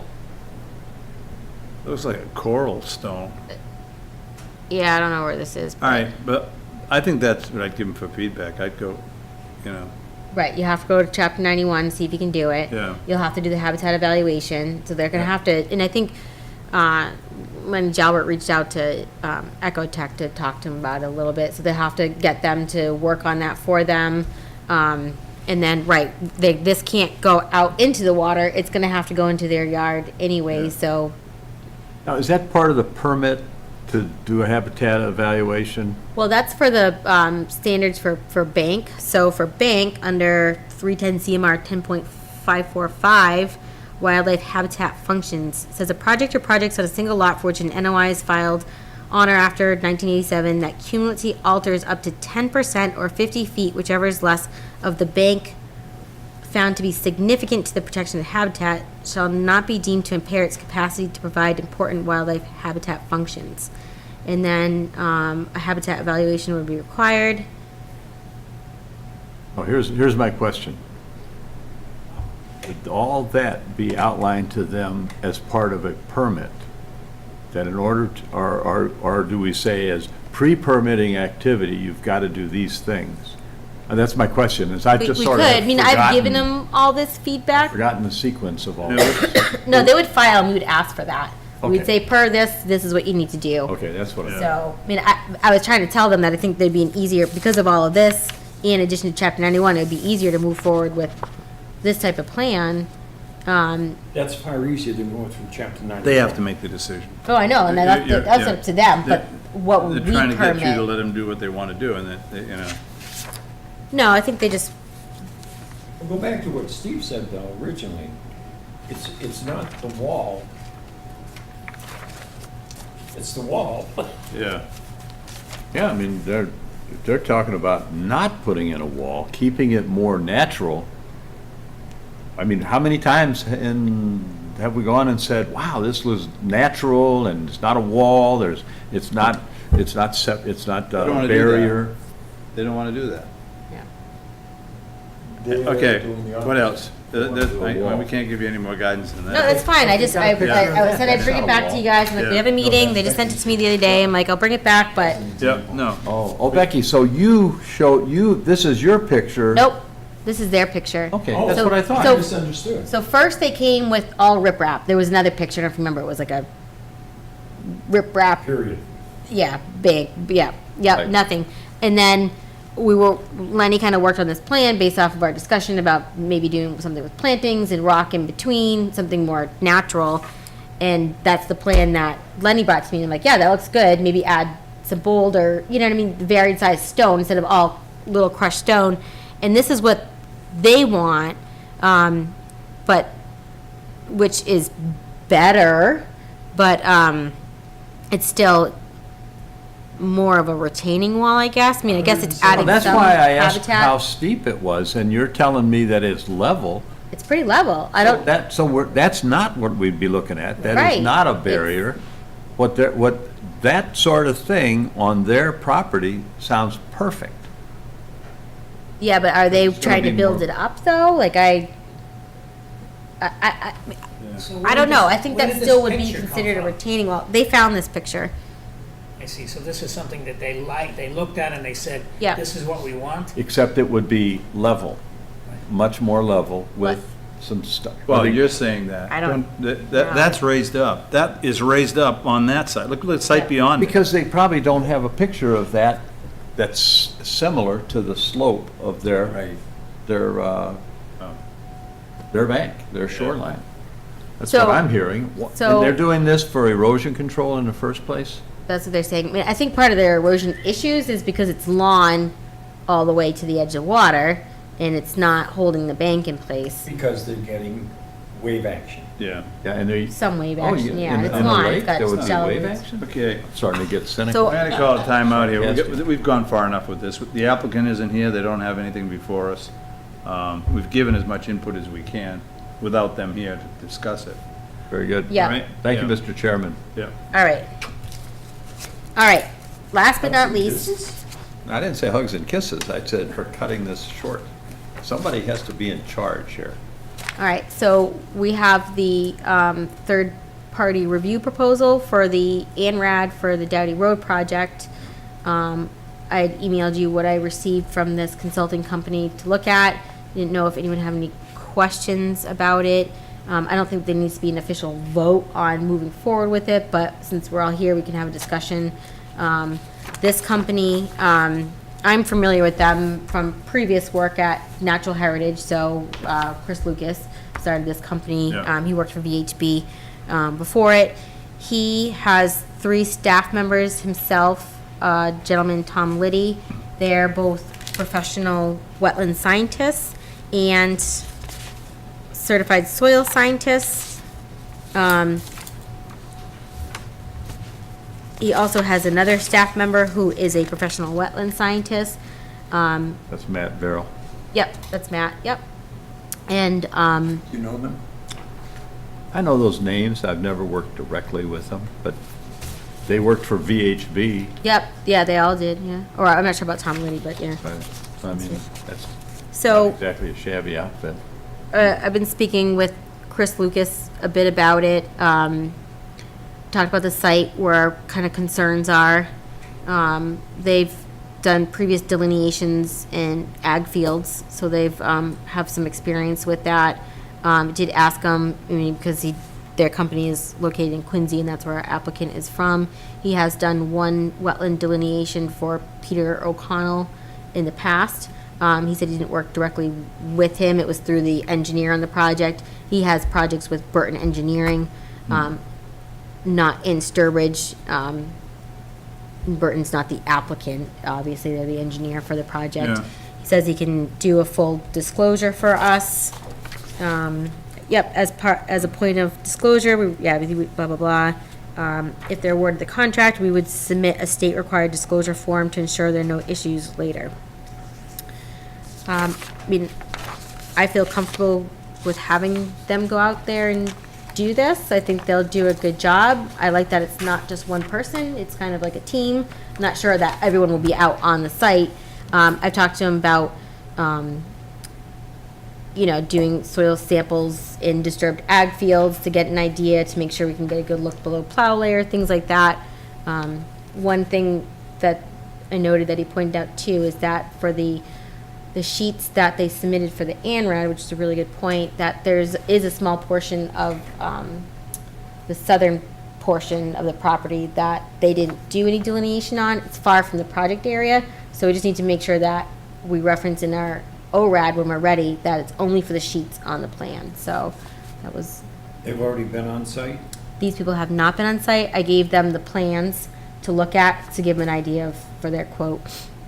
Is this sole sourcing, or did we send out an RFP and we're getting more So- than one applicant? What's the story here? So they gave us 4 names to choose from.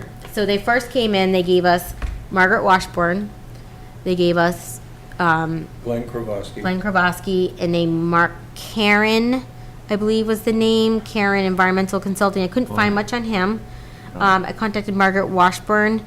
She's not available to do a project of this size in this near future. And when they came in, and we talked about it last week, well, when they first came and gave me the names, they were going to put Lucas on there, but they were unsure because they lived and worked in Quincy, and Burton, came back in and said Lucas Environmental.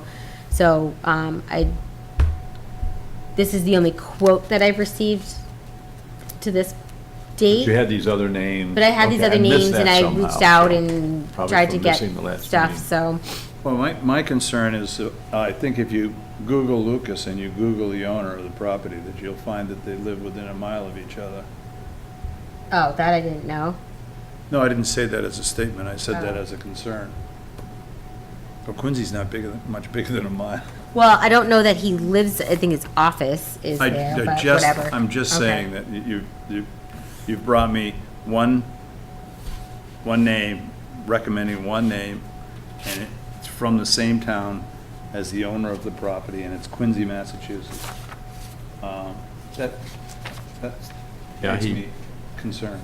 Yeah, he probably said, oh, I've driven by and seen your sign. And they've worked together.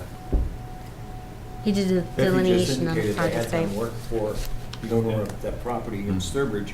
Could we ask DEP if there's, or MACC if they've got any recommendations for us, that we could throw additional people into the, Are we allowed to do that? I thought the applicant was supposed to Well, provide us if- with Our names. current regs say, provide us with 3 qualified. qualified, but persons. if Margaret can't do the job, so she's not, she can't be one that She's they, self- We asked, yeah. for- And, we asked for a certified soil scientist. yeah, Margaret Washburn is one, and these folks are one. I'm not aware. I couldn't find information. I tried to look.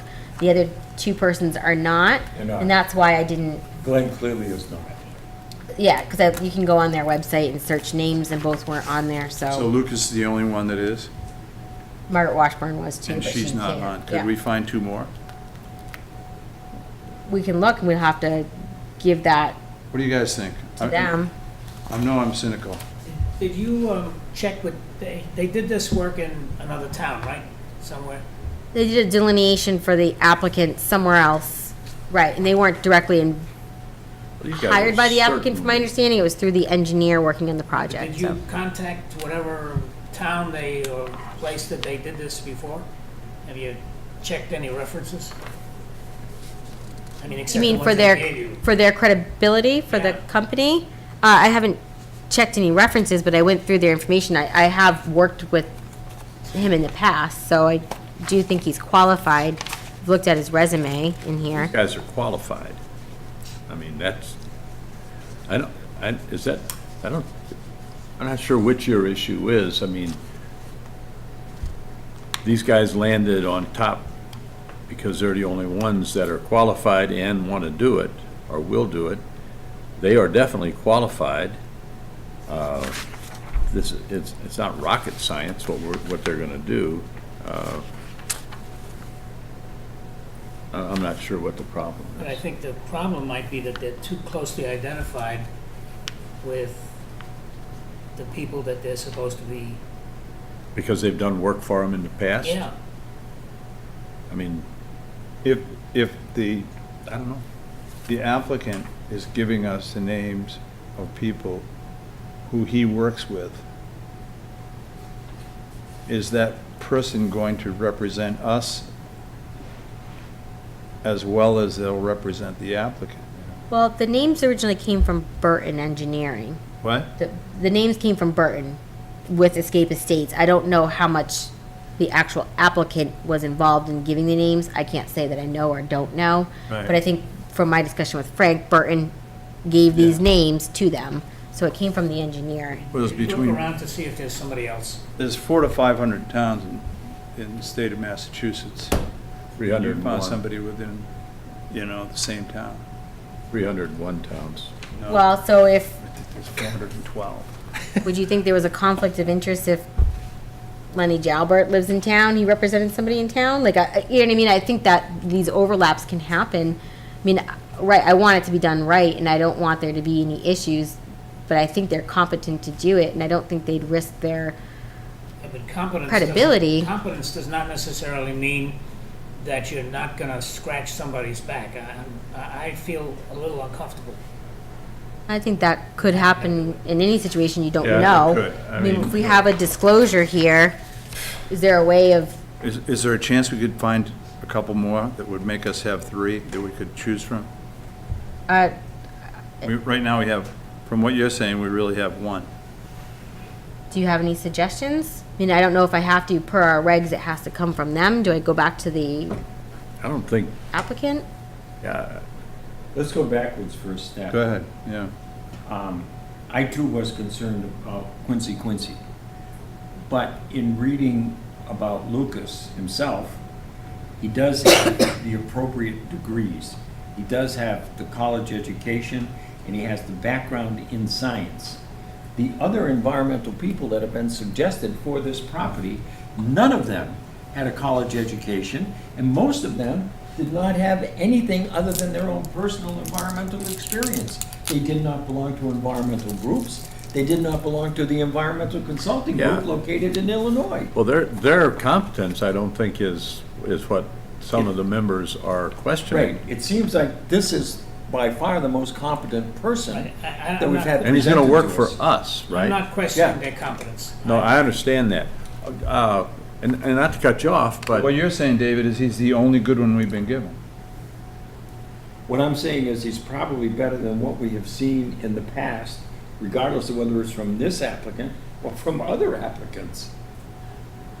I'm impressed with the certification and the classification. Okay. I'm impressed with the presentation, because in fact, they're covering a whole bunch of the bases that we normally want covered. Well, just as a process, I mean, we're looking for somebody to work for us Us. as a third person, a Right. third party. Right. So who's gonna pay them? The applicant? They are. Well, yeah, but Through us. the money gets paid to us. The $5,000 comes to us, which is held by Barbara. And the consultant works for us, and we evaluate the consultant, and we agree to Barbara pay the consultant when he has done our bidding. And where does the money come from? From the owner, from the guy in Quincy that owns the property. Okay. That's So- where the money comes from. Once,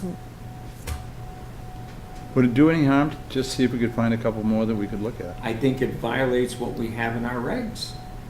Our regs say we have to tell them to provide us with 3. They provided us with 4, and 2 of them we said no to. 1 because she can't do it, and 2 because we don't trust the guy. And who is it that we're going back to and saying, give us more? The owner or Burton? I don't know who it's suggesting we go back to. everything's going through Burton Engineering, so he's So- kind of on behalf of the. So we can go back to Burton and say, you didn't give us 3, we need 3 qualified, you gave us 1 good one that we have no problem with, but our regs say we need 3 to evaluate, and we would like for them to come to us meeting the requirements of Yeah, give it, the do you have a That's a couple good more way you to can handle give us?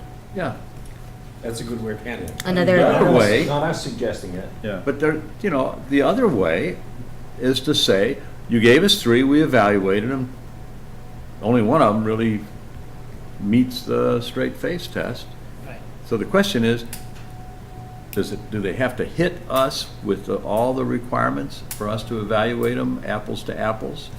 Or can they come to us willy-nilly and apples to oranges, and we chuck out the oranges, we say, well, we got 1 apple?